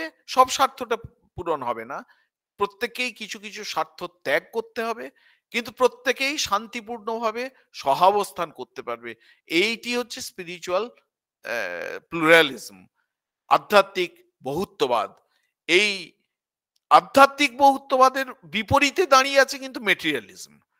আমি তোমার স্বার্থ রক্ষা হবে কি না হবে আমি জানি না, আমার স্বার্থ যে কোনো ভাবে রক্ষা হলেই হলো। যাদের এই ধরনের মানসিকতা যে আমি অন্যের স্বার্থের প্রতি উদাসীন, আমার স্বার্থটি রক্ষিত হলেই হলো, তাদের ঠিক বসবাসের জায়গা হচ্ছে বনে জঙ্গলেও তাদের স্থান হবে না। সুতরাং এই ডেলার্স কমিশন এই অদ্ভুত একটা চ্যালেঞ্জের কথা বলে গেছেন, যেই চ্যালেঞ্জটাকে মিট আপ করবার একটা দিকনির্দেশ জাতীয় শিক্ষানীতি 2020-তে দেবার চেষ্টা করা হয়েছে। এখন কথা হচ্ছে যে আমাদের 2005-এও ভারতবর্ষের বিদ্যালয় শিক্ষার স্তরে একটা বড় ধরনের রদবদলের চেষ্টা করা হলো। সেই চেষ্টাটা আমি আগেই বলেছি, ন্যাশনাল কারিকুলাম ফ্রেমওয়ার্ক, জাতীয় শিক্ষানীতি 2005। এই প্রসঙ্গে একটি কথা বলি, এটি একটি দার্শনিক সমস্যা এবং দার্শনিকভাবেই এর উত্তর আমি দেওয়ার চেষ্টা করব। আগেকার দিনে আমাদের যখন স্মৃতির যুগ ছিল, বশিষ্ঠ স্মৃতি, মনুস্মৃতি, ওইসব সময়, তখন স্মৃতিকাররা বলতেন যে গার্হস্থ্য জীবন যাপন করতে গেলে প্রতিনিয়ত আমাদের কিছু না কিছু হিংসার আশ্রয় নিতে হচ্ছে। এইটাকে বলা হতো পঞ্চশূনা। কিরকম? না, আমি সবজি কাটছি, কীট পতঙ্গ মরছে, অজান্তেই মরছে। জল গরম করছি, কীট পতঙ্গ মরছে। চুল্লি জ্বালাচ্ছি, উনুন জ্বালাচ্ছি, উনুনের মধ্যে হয়তো মাকড়সা বাসা করে বসে আছে, কাঁকড়া বিছে আশ্রয় নিয়ে হয়তো বসে আছে, না দেখেই আমি আগুন জ্বালিয়ে দিলাম, কিছু কীটপতঙ্গ মরে গেল। ঝাড়ু দিচ্ছি, কিছু কীটপতঙ্গ মরছে। শিলনোড়ায় বাটনা বাটছি, কিছু হয়তো কীটপতঙ্গ মরছে। অজান্তে প্রতিদিন আমি আমার জীবিকা নির্বাহ করতে গিয়ে, জীবন যাপন করতে গিয়ে অজ্ঞানতাবশত কিছু হিংসার আশ্রয় নিয়ে ফেলছি। এতে আমার কিছু কিছু পাপ সঞ্চিত হচ্ছে। এটিকে বলা হচ্ছে পঞ্চশূনা। তা স্মৃতিকাররা বলছেন এই পঞ্চশূনার স্খালনের জন্য, যাতে একজন গৃহস্থের এই 5 রকমের পাপ স্পর্শ না করে, কি করতে হবে? না, পঞ্চমহাযজ্ঞের নিদান তারা দিয়েছিলেন, যে প্রত্যেক দিন গৃহস্থকে এই পঞ্চমহাযজ্ঞের অনুষ্ঠান করতে হবে। পঞ্চমহাযজ্ঞ কি? না, দেবযজ্ঞ, ঋষিযজ্ঞ, পিতৃযজ্ঞ, ভূতযজ্ঞ আর নৃযজ্ঞ। তখনকার দিনে এটা বলা হতো কি রকম? না, ঋষিযজ্ঞ। ঋষিযজ্ঞ মানে হচ্ছে ঋষিদের যে বক্তব্য, ঋষিদের যে বক্তব্য, সেই ঋষিদের চিন্তা ভাবনা, সেগুলো আমি প্রতিদিন স্মরণ করবার চেষ্টা করব। ঋষিদের বক্তব্য আমি স্মরণ, যেমন আমরা মঙ্গলাচরণ দিয়ে শুরু করেছি, ওং সহনা ভবতু সহনৌ ভুনক্তু। এটি হচ্ছে একটা ঋষিদের অনুভব, ঋষিদের বক্তব্য, যে গুরু শিষ্য কোনো পাঠ শুরু করতে যাচ্ছেন, পাঠ শুরুর আগে বলছেন যে আমরা যে পাঠটা নিতে যাচ্ছি সেটা সহনা অবতু, এই অবতু, অবতু মানে রক্ষা করুক। এই পাঠ, এই বিদ্যা যেন আমাদের গুরু এবং শিষ্য উভয়কেই সমভাবে রক্ষা করে। এরকম যেন না হয় যে এই বিদ্যা যেটাই আমরা নিলাম, অধ্যয়ন করলাম, সেখান থেকে গুরু অনেকটা লাভ তুলে ফেললেন কিন্তু শিষ্য কোনো ফসল তুলতে পারলেন না, এরকম যেন না হয়। গুরু শিষ্য যেন সমভাবে এখান থেকে ফসল তুলতে পারেন। সহনৌ ভুনক্তু, এই বিদ্যাজনিত বল যেন গুরু শিষ্য সমভাবে উপভোগ করতে পারেন, বলিয়ান হয়ে ওঠেন। সহ বীর্যম করবাবহৈ তেজস্বী, সামর্থ্য, ব্রহ্মবিদ্যার সামর্থ্য, এই বিদ্যা যেন উভয়কেই সামর্থ্যবান করে তোলে। এরকম যেন না হয় একই বিদ্যা অর্জিত হলো, একজন তার ফলে অনুভূতি লাভ করলেন, আরেকজন অনুভূতি লাভ করতে পারলেন না। এই বিদ্যার যদি অনুভূতি জন্ম দিতে সমর্থ হয়, তাহলে গুরু শিষ্য উভয়ই যেন সেই অনুভূতি থেকে বঞ্চিত না হন।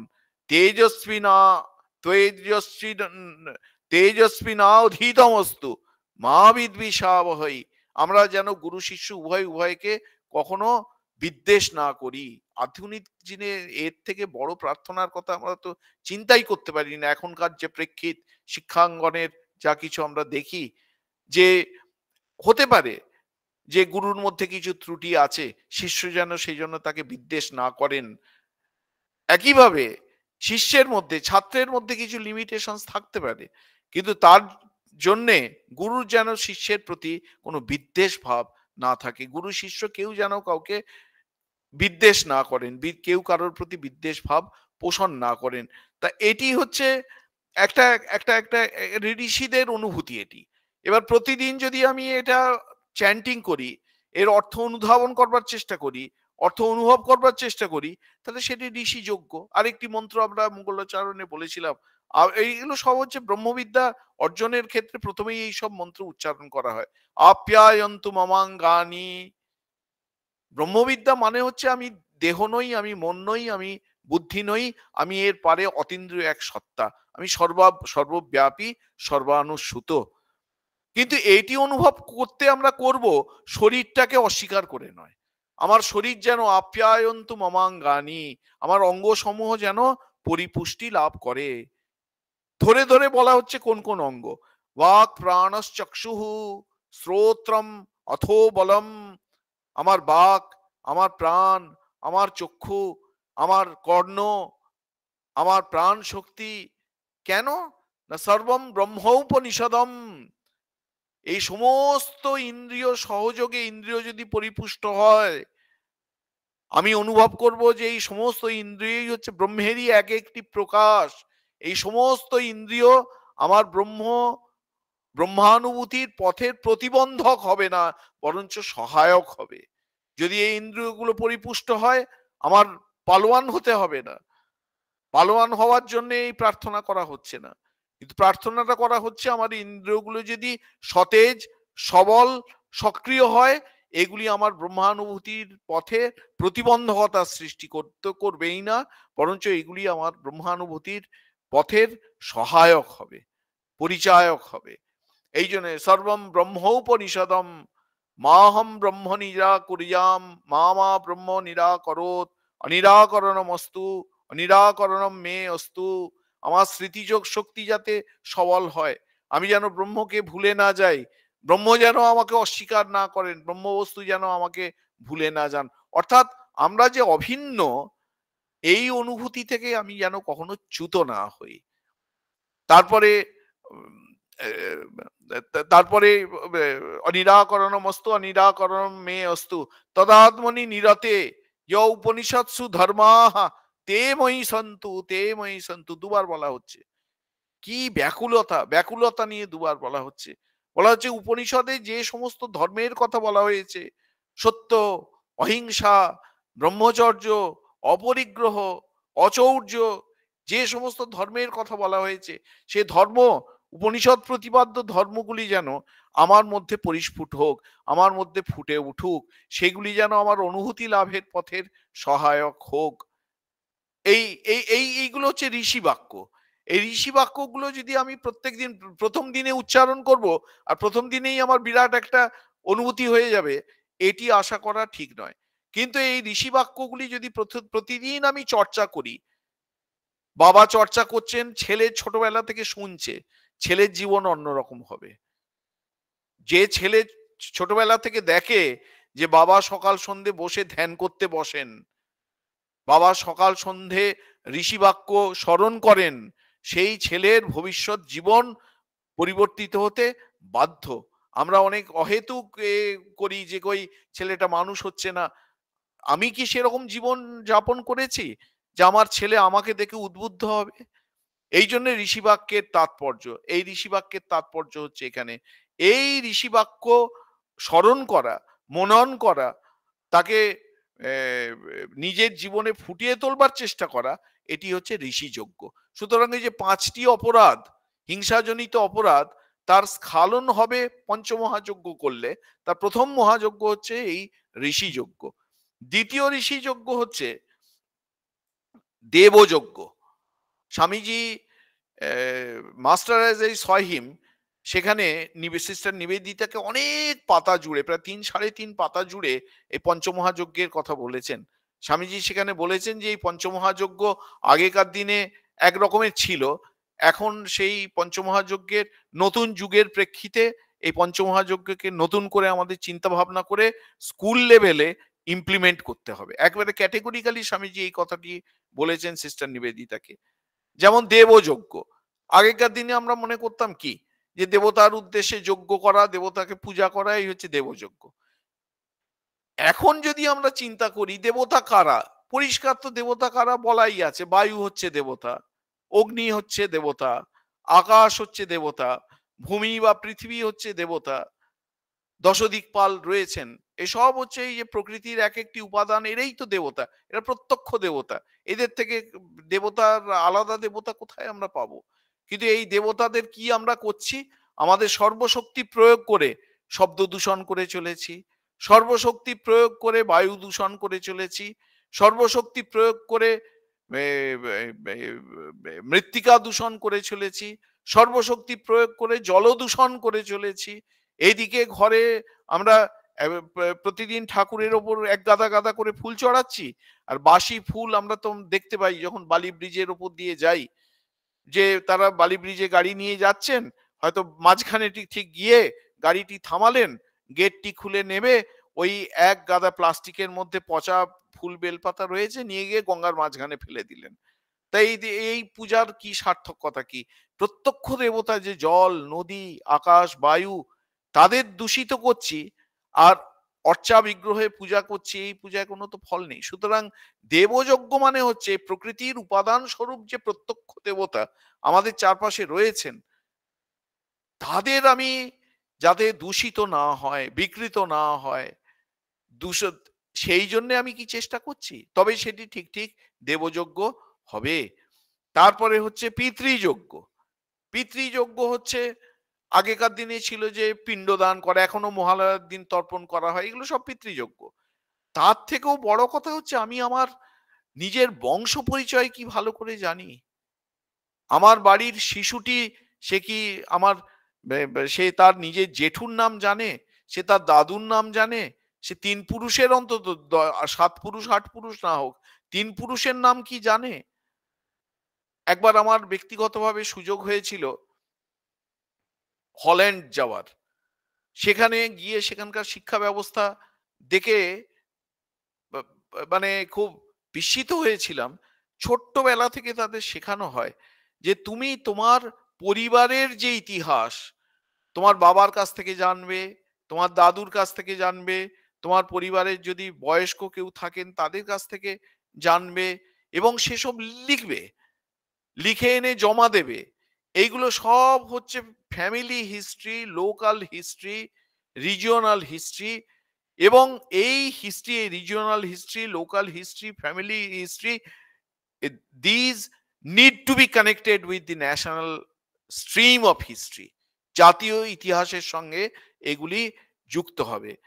তবে আমরা আমরা তো আমি কোথা থেকে এসেছি, হয়তো ইতিহাস চর্চা করতে গিয়ে আমরা দেখব যে আমি হয়তো আমার পূর্বপুরুষ হয়তো উত্তরপ্রদেশ থেকে এসেছিলেন, উত্তরপ্রদেশের হয়তো কুরুক্ষেত্র থেকে তিনি এসেছিলেন।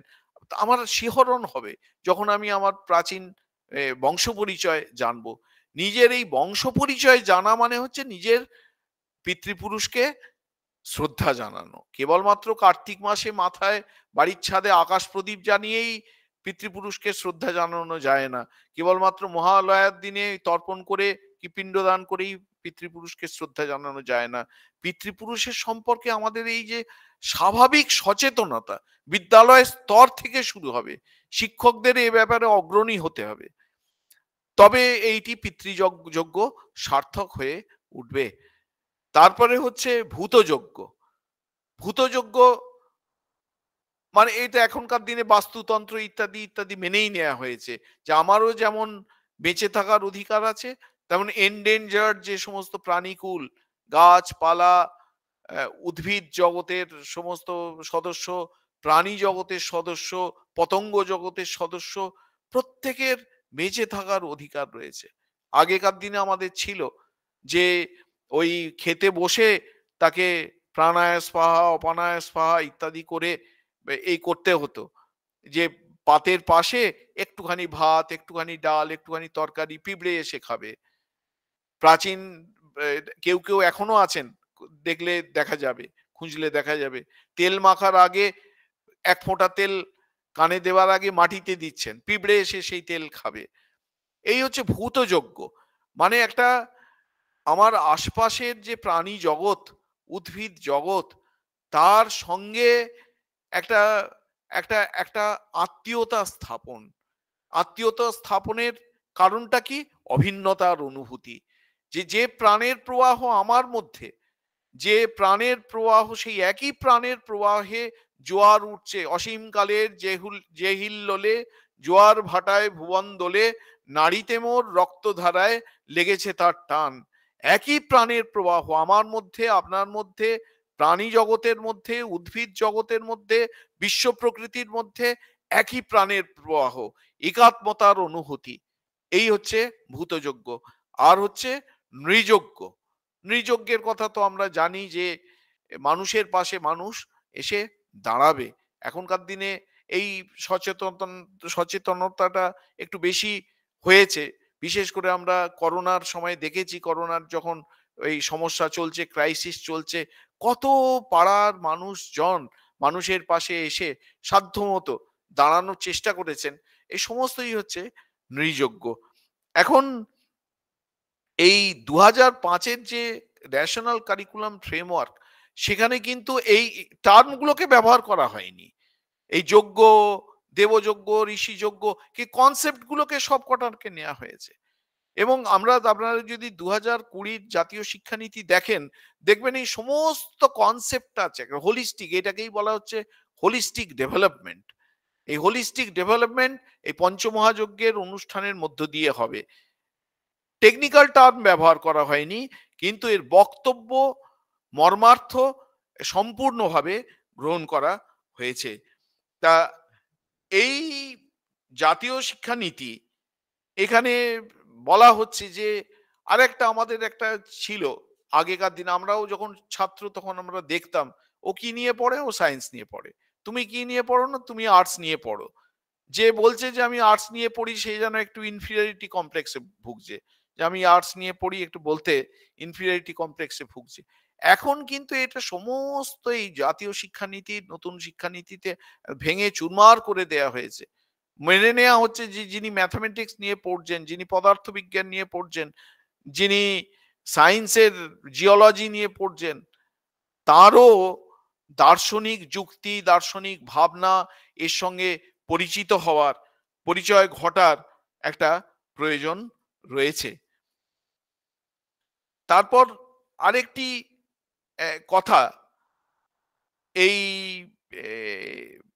জাতীয় শিক্ষানীতি সম্পর্কে বলতে গেলে মনে হচ্ছে এরা বারবার করে বলছেন যে ক্রিটিক্যাল থিঙ্কিং, আমি একদম টেকনিক্যাল টার্মটা এখানে রয়েছে, ওরা আমার এখানে লেখা ছিল এটা কি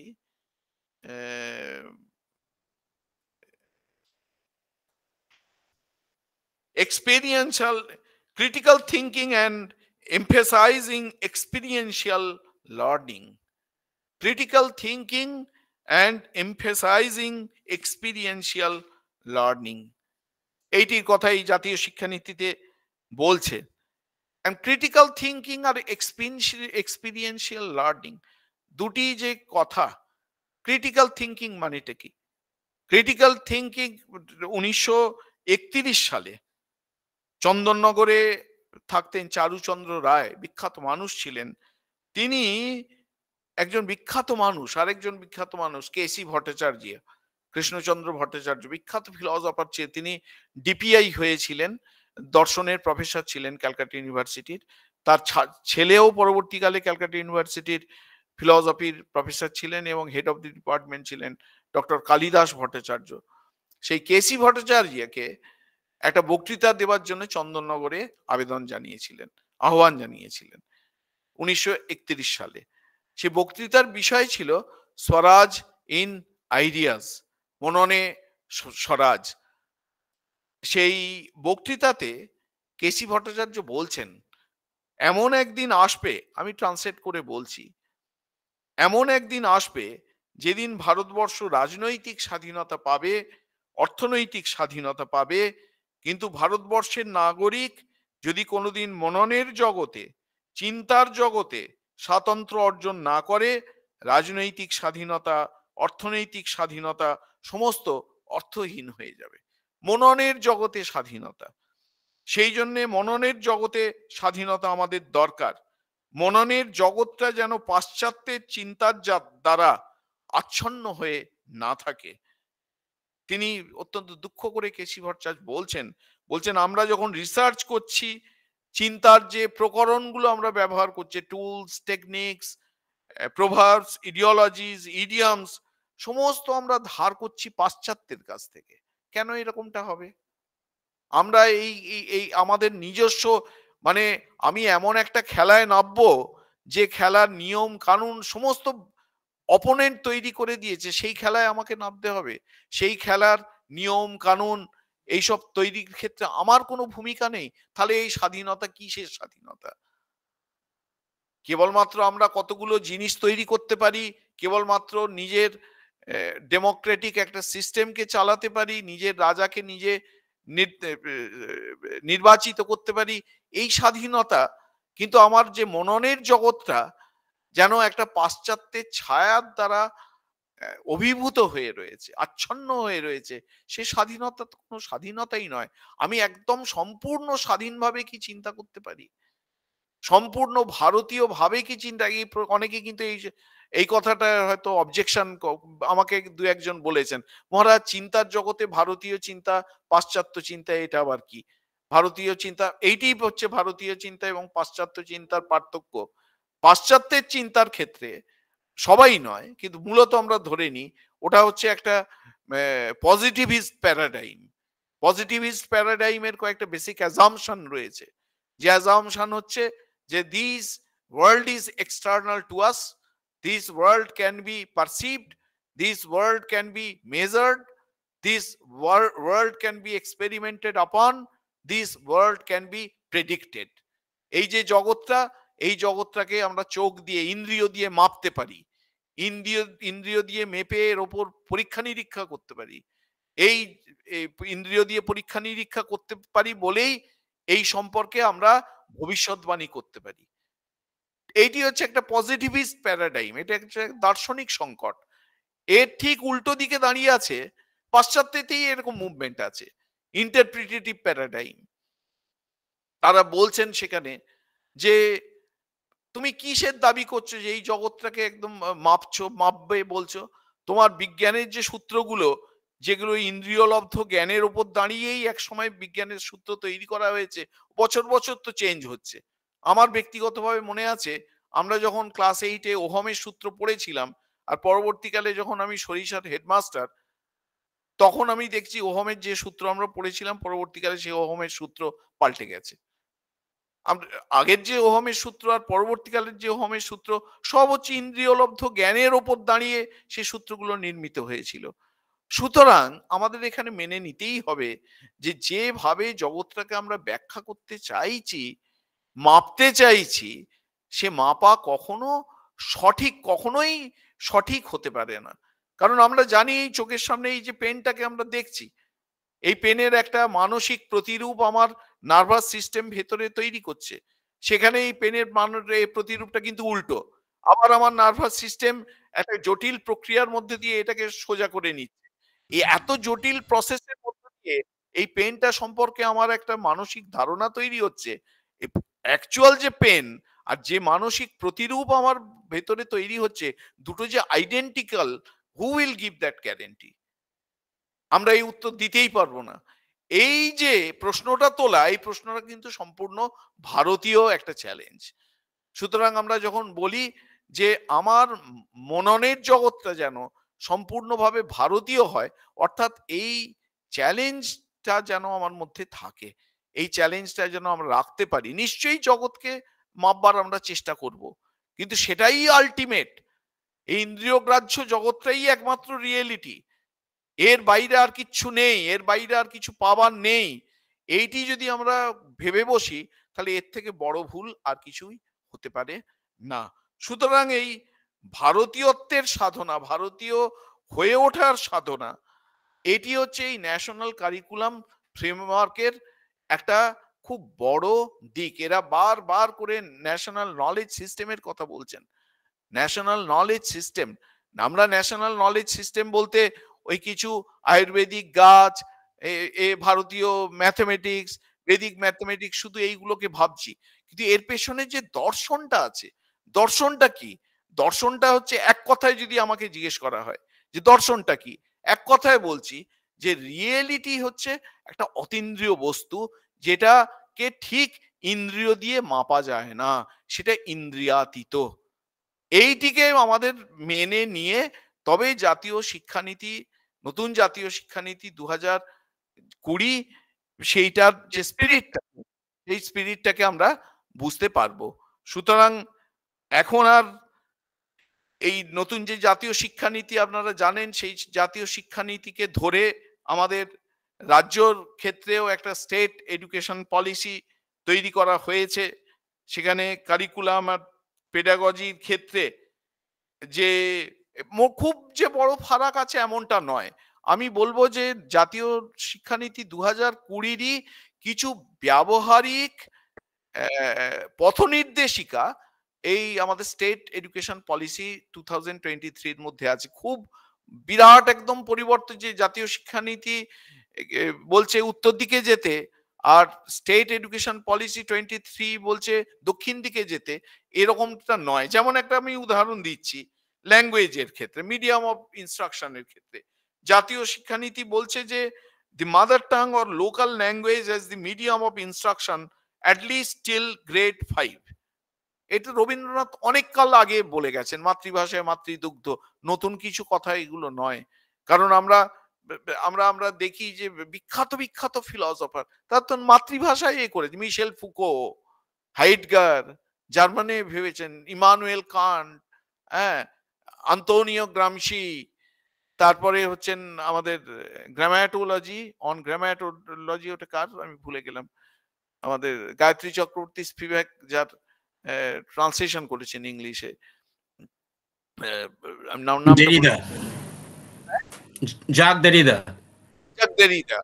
জাক দেরিদা, সবাই তো মাতৃভাষায় করেছেন।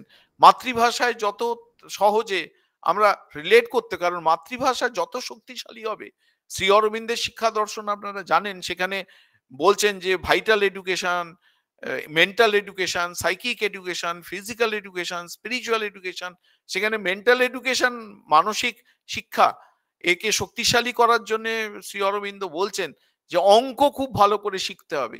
আমরা মনে করি অঙ্ক মানে হচ্ছে কেবলমাত্র কিছু স্ট্যাটিস্টিক্যাল ফিগার, তা তো নয়। অঙ্ক মানে হচ্ছে একদম সম্পূর্ণ যুক্তির উপর দাঁড়িয়ে আছে, লজিক্যাল ইন্টারপ্রিটেশন। তারপরে তিনি বলছেন ল্যাঙ্গুয়েজ, যার ল্যাঙ্গুয়েজের উপর যত বেশি দখল থাকবে, তার সে তত মানসিক সক্ষমতার অধিকারী হবে। মানে এমন কোনো অনুভূতি থাকবে না, এমন কোনো আবেগ থাকবে না যেটিকে আমি ভাষায় প্রকাশ করে অপরের কাছে প্রকাশ করে তুলতে পারবো না। এই জন্য এই ভাষার উপর দখল অত্যন্ত জরুরি। সেটা মাতৃভাষায় যত সহজে হয় ছোটবেলায়, অন্যান্য বিদেশি ভাষায় চট করে হয় না। ন্যাশনাল এডুকেশন পলিসি 2020 তে বলা হচ্ছে যে mother tongue or local language as the medium of instruction at least till grade 5, but preferably till grade 8 and beyond, while ensuring the proficiency in other languages.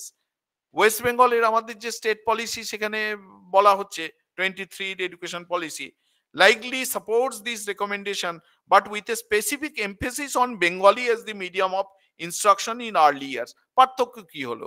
ওখানে বলা হয়েছে রিজিওনাল ল্যাঙ্গুয়েজের শিক্ষা, এখানে বলা হয়েছে বাংলাতে। যেহেতু এখানে আমাদের মাতৃভাষা বাংলা, বাংলাই হচ্ছে সরকারি ভাষা, সেই জন্য বাংলার কথা বলা হয়েছে।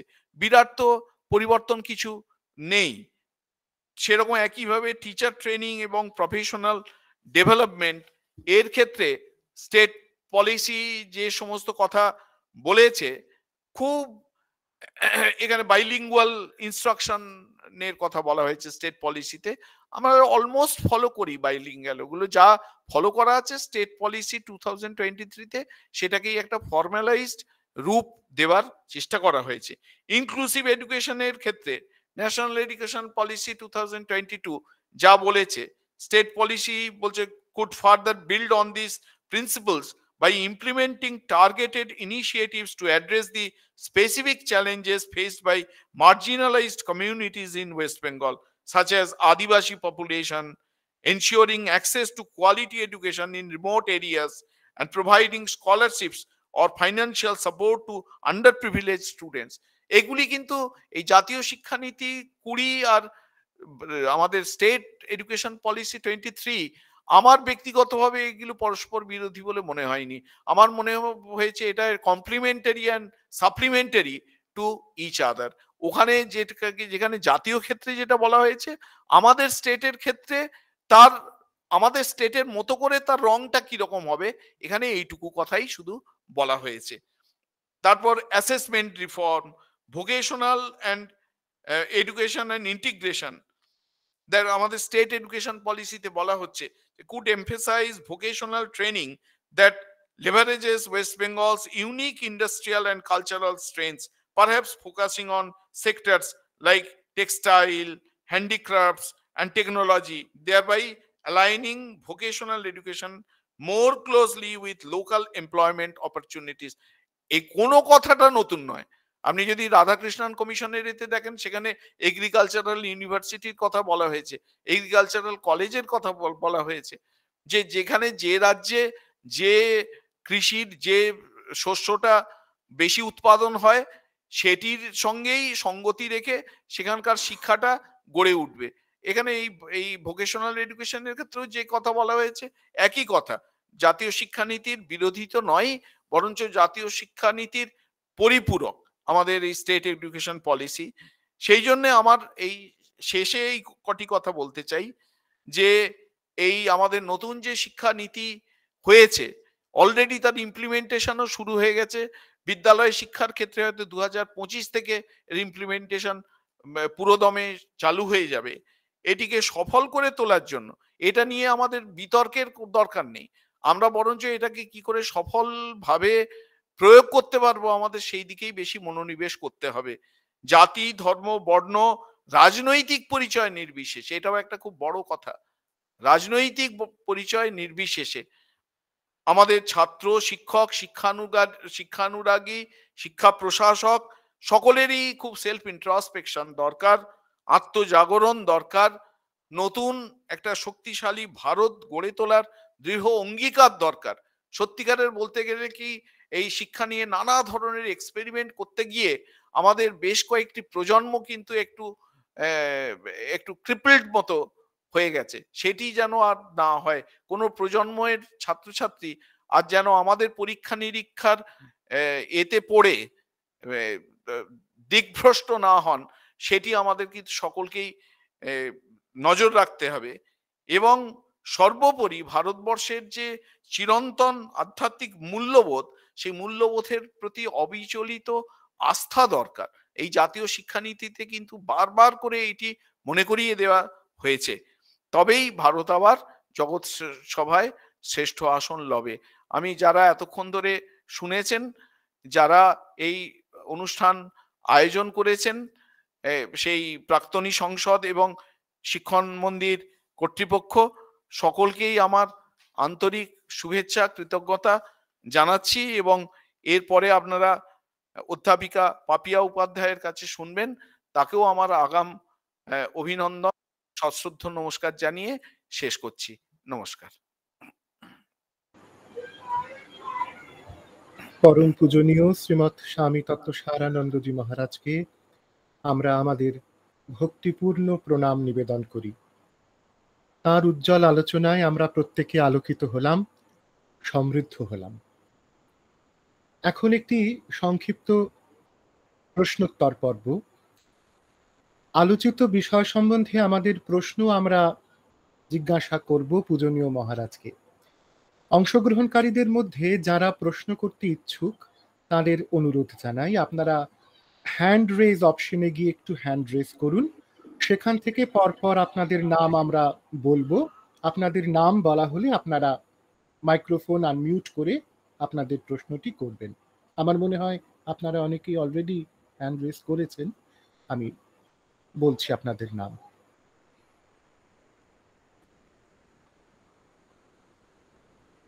সুদীপ পাল, আপনি কাইন্ডলি বলুন।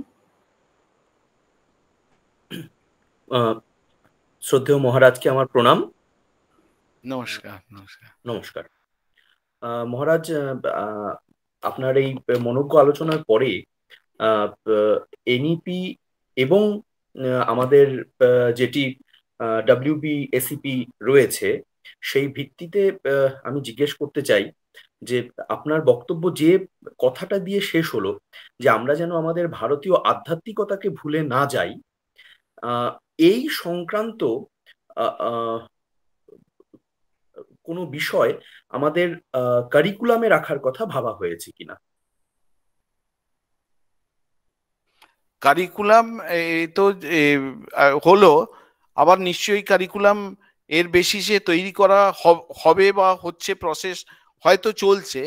এবং যখন লক্ষ্যটা স্থিরীকৃত হয়েছে তখন আমি চাই বা না চাই অটোমেটিক্যালি সেটা আসতে, মানে আমি যখন কোন লক্ষ্যে পৌঁছাতে চাই, জেনেরিক একটা জেনারেল অবজেক্টিভ যখন ঠিক হয়ে যায়, জেনারেল অবজেক্টিভস এবং স্পেসিফিক অবজেক্টিভস, সেই অবজেক্টিভসে পৌঁছানোর জন্যে যা যা দরকার সেটা কারিকুলামে ইনক্লুডেড হয়।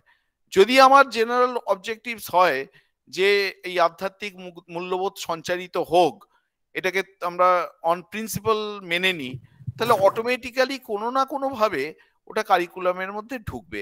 আর এখন একটা কারিকুলাম যে তৈরি হচ্ছে তার একটা বৈশিষ্ট্য মনে রাখতে হবে, এটা আমাদের যশপাল কমিটি অনেক আগে বলে গিয়েছিলেন যে এখন যে মূল্যবোধের শিক্ষা, value is education, value education, এই যে শুধু আর ভ্যালু এডুকেশন বলে আর আলাদা কোনো সাবজেক্ট থাকবে না, সব সাবজেক্টের মধ্যে মিশিয়ে দেয়া থাকবে। বিজ্ঞান, ম্যাথামেটিক্স, ইংরেজি ভাষা, সোশ্যাল সায়েন্স, সবের মধ্যেই সেটাই ইনক্লুডেড হবে। আমার ব্যক্তিগতভাবে মনে হয় যে এই মূল লক্ষ্যগুলোকে যদি সামনে আমরা রাখি, অটোমেটিক্যালি যখন কারিকুলাম রিফর্ম হবে এইগুলো তার মধ্যে চলে আসবে, চলে আসতে বাধ্য। এটা অভিজিৎ নন্দী, আপনি আনমিউট করুন, জিজ্ঞেস করুন।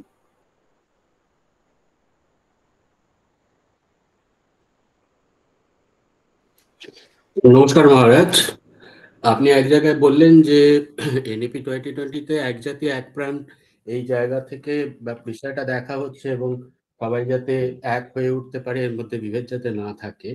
কিন্তু আমাদের সংবিধানের মধ্যে যে প্রভিশন রয়েছে, বিশেষত শিক্ষাক্ষেত্রে এবং বিদ্যালয় ক্ষেত্রে কি কি করা যাবে ধর্মের ভিত্তিতে, তাহলে সেখানেও কি পরিবর্তন দরকার? এটা আমার 1 নম্বর প্রশ্ন।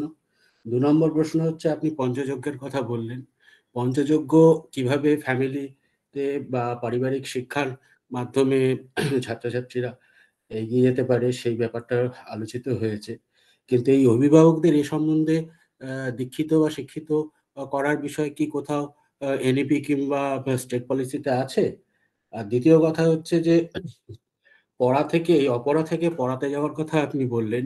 আমার যতদূর মনে পড়ছে যে রাধাকৃষ্ণন কমিশন প্রথম তৈরি করেছিলেন হচ্ছে ওই চাকরির পরীক্ষার বিষয়টা এনেছিলেন, যে একটা আলাদা সেট হবে যে যা দিয়ে পরীক্ষা দিয়ে চাকরি পাওয়া যাবে। তাহলে সেইখানেও কি কোনো পরিবর্তনের কথা ভাবা হয়েছে এখানে? না, এই তিনটে এইটাই প্রশ্ন। আচ্ছা, একটা কথা আমি বলে দিই, এই জাতীয় শিক্ষানীতি 2020-র বেসিসে ন্যাশনাল কারিকুলাম ফ্রেমওয়ার্ক 2023-এও কিন্তু পাবলিশড হয়ে গেছে। ড্রাফট কারিকুলাম ফ্রেমওয়ার্ক পাবলিশড হয়ে গেছে, যেমন 2025-এর ছিল সেরকম 23 পাবলিশড হয়ে গেছে। ওটা আপনারা একটুখানি দেখে নেবেন। এতে সেখানে ওই যে কারিকুলাম নিয়ে যিনি প্রশ্ন করেছিলেন, যে তার উত্তর অনেকটাই আপনারা পেয়ে যাবেন। আর অভিজিৎ বাবু বেশ কয়েকটি প্রশ্ন করেছেন যে সংবিধানের ব্যাপার। আসলে সংবিধানে কিন্তু যা কিছু বলা আছে আর এই জাতীয় শিক্ষানীতিতে যা বলা হয়েছে, এটা কেউ কিন্তু পরস্পর বিরোধী নয়। সুতরাং সংবিধান পরিবর্তনের কোনো দরকার নেই। সংবিধানের ইন্টারপ্রিটেশন আমাদের বোঝার ক্ষেত্রে হয়তো কোথাও কোথাও অসুবিধে হচ্ছে। সংবিধানের আমার ব্যক্তিগতভাবে মনে হয় না যে জাতীয় শিক্ষানীতি 2020 আর ভারতীয় সংবিধান এরা পরস্পর বিরোধী বা কোথাও কন্ট্রাডিক্ট করছে। আমাদের বোঝার ক্ষেত্রে কোথাও অসুবিধে হচ্ছে। আর অভিভাবকদের শিক্ষিত করে তোলার জন্য এটা আমাদের আপনাদের সমস্ত শিক্ষক কুলকে এবং শিক্ষা প্রশাসনের সঙ্গে যারা যুক্ত আছেন তাদের কিন্তু খুব বড় ভূমিকা একটা আছে। এটা খুব ভালো কথা একটা আপনি বলেছেন যে অভিভাবকদের কিন্তু তৈরি করতে হবে। আমরা বেশিরভাগ ক্ষেত্রেই আমরা দেখছি যে ছাত্ররা কাঙ্ক্ষিত মানে পৌঁছাতে পারছে না, কাঙ্ক্ষিত ব্যবহার করতে পারছে না। তার কারণ অভিভাবকদের দ্বারা তারা ঠিক সঠিক পথে পরিচালিত হওয়ার সুযোগ থেকে বঞ্চিত হচ্ছে। অভিভাবকদের অরিয়েন্টেশন দরকার। অভিভাবকদের জন্য অনেক বেশি বেশি করে সেন্সিটাইজেশন প্রোগ্রাম দরকার। এর সঙ্গে এই ব্যাপারে আমি আপনার সঙ্গে সম্পূর্ণ সহমত। রূপা ঘোষ, আপনি এবার প্রশ্ন করুন। রূপা ঘোষ।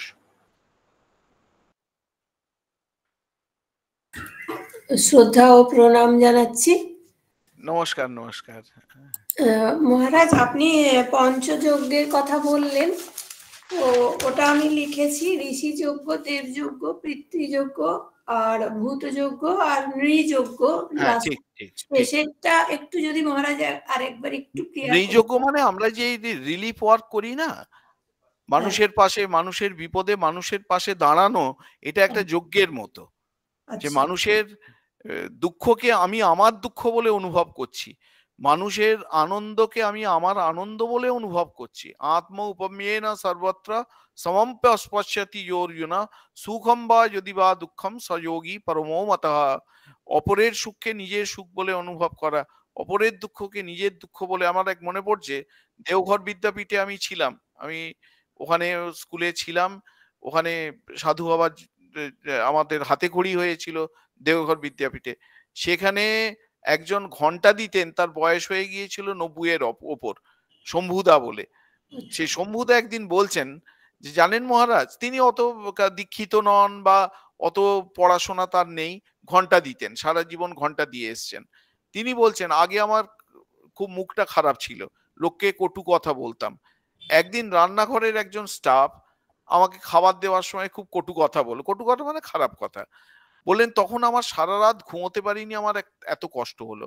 ভোরবেলা আমি কি ভাবছি জানেন মহারাজ, যে আচ্ছা আমাকে যখন লোকে কটু কথা বলে, আমার যখন কষ্ট হচ্ছে, একইভাবে আমি যখন অন্যকে কটু কথা বলি, তারও তো সেই একই রকমের কষ্ট হয়। সেই থেকে মহারাজ আমি কাউকে কটু কথা বলা ছেড়ে দিলাম। এই দেখুন, ভগবান গীতা মুখে বলছেন যে সহযোগী পরমো মাতাহ, যিনি অপরের সুখকে নিজের সুখ, অপরের দুঃখকে নিজের দুঃখ বলে অনুভব করতে পারেন। শুধু অনুভব করা তো নয়, আমি যদি অপরের দুঃখকে নিজের দুঃখ বলে অনুভব করি, তাহলে আমি নিজের দুঃখে পড়লে যেমন সেই দুঃখ যাতে নিরসনের চেষ্টা করি, তেমন অপরের দুঃখে যখন আমি দেখব, তার পাশে আমি এই দাঁড়ানোর চেষ্টা করব। এটাই হচ্ছে নৃযজ্ঞ। নমস্কার। রঞ্জনা সিং, আপনি এবার প্রশ্ন করুন। প্রণাম মহারাজ। হ্যাঁ, নমস্কার নমস্কার।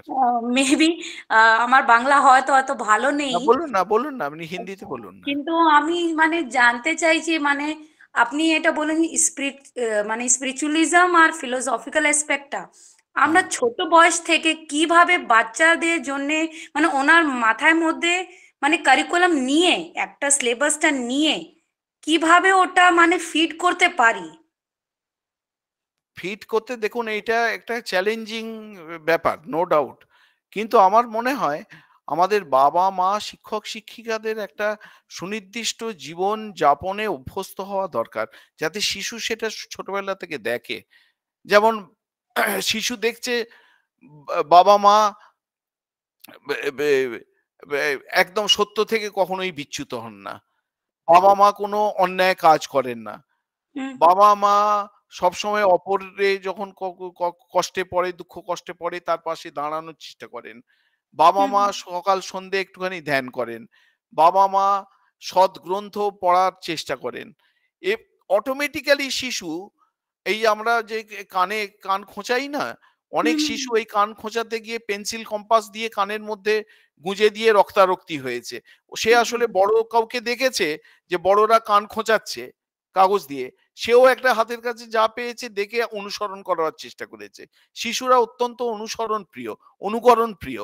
সেই জন্য বড়রা যারা তার আশেপাশে আছে, তাদের জীবন যদি ঠিক হয়, জীবন যাপনের পদ্ধতি যদি ঠিক হয়, তাহলে শিশুদের মধ্যে অটোমেটিক্যালি সেটি পার্কুলেট করবে। এটি আমরা আর কি খুব প্রাথমিকভাবে এটি শুরু করতে পারি। শিশুদের যে খুব বেশি তত্ত্বকথা ছোটবেলা থেকে একদম শাস্ত্র মুখস্থ করাতে হবে এমনটি নয়, কিন্তু আমাদের নিজেদের জীবনটি যেন খুব পরিচ্ছন্ন হয়, শিশু দেখে দেখে অটোমেটিক্যালি শিখবে। এটাই। Thank you. হ্যাঁ, ঠিকই বল, থ্যাংক ইউ।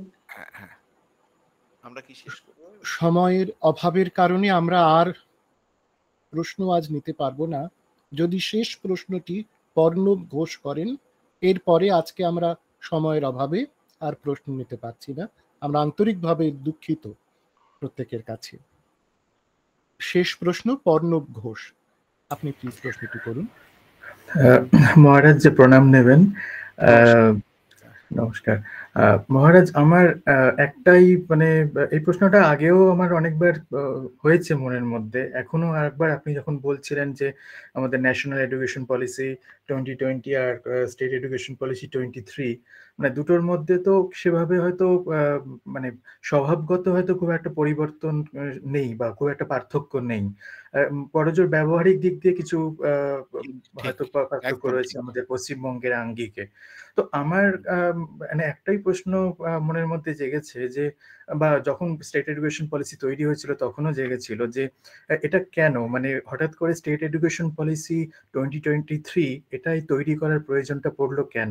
আগে তো আমরা বোধহয় স্টেট এডুকেশন পলিসি এভাবে পাইনি কখনো। তাহলে এখন এই স্টেট এডুকেশন পলিসিটা আবার মানে তৈরি করার দরকার পড়লো কেন? মানে এটা যদি একটু মানে অন্যভাবে একটু হচ্ছে আপনারা বিশ্লেষণ তো করার চেষ্টা জানেন যে করবেন। শিক্ষা হচ্ছে যুগ্ম তালিকার অন্তর্ভুক্ত, সুতরাং সেখানে সেন্ট্রাল গভর্নমেন্টের যেমন একটা দায়িত্ব রয়েছে, রাজ্য সরকারেরও একটা সেখানে দায়িত্ব রয়েছে। যুগ্ম তালিকা যে কনকারেন্ট লিস্টের মধ্যে পড়ে, সেই জন্য ন্যাশনাল এডুকেশন পলিসিকে ধরে সেটাকে অনুসরণ করে সেটা রাজ্যের ব্যবহারিক তার প্রায়োগিক রূপ কিরকম হবে সেটা বলতে গিয়ে যদি স্টেট এডুকেশন পলিসি হয়, তাহলে সেটা তো স্বাগতই। এটায় তো অসুবিধার কিছু নেই, কারণ এটা ন্যাশনাল এডুকেশন পলিসির বিরোধিতা তো করছে না, আর রাজ্যে সে অধিকার আছে যেহেতু এটা যুগ্ম তালিকার অন্তর্গত। সেই জন্যে আমার মনে হয় যে স্টেট এডুকেশন পলিসি যা হয়েছে সেটিও অত্যন্ত সঙ্গতই হয়েছে।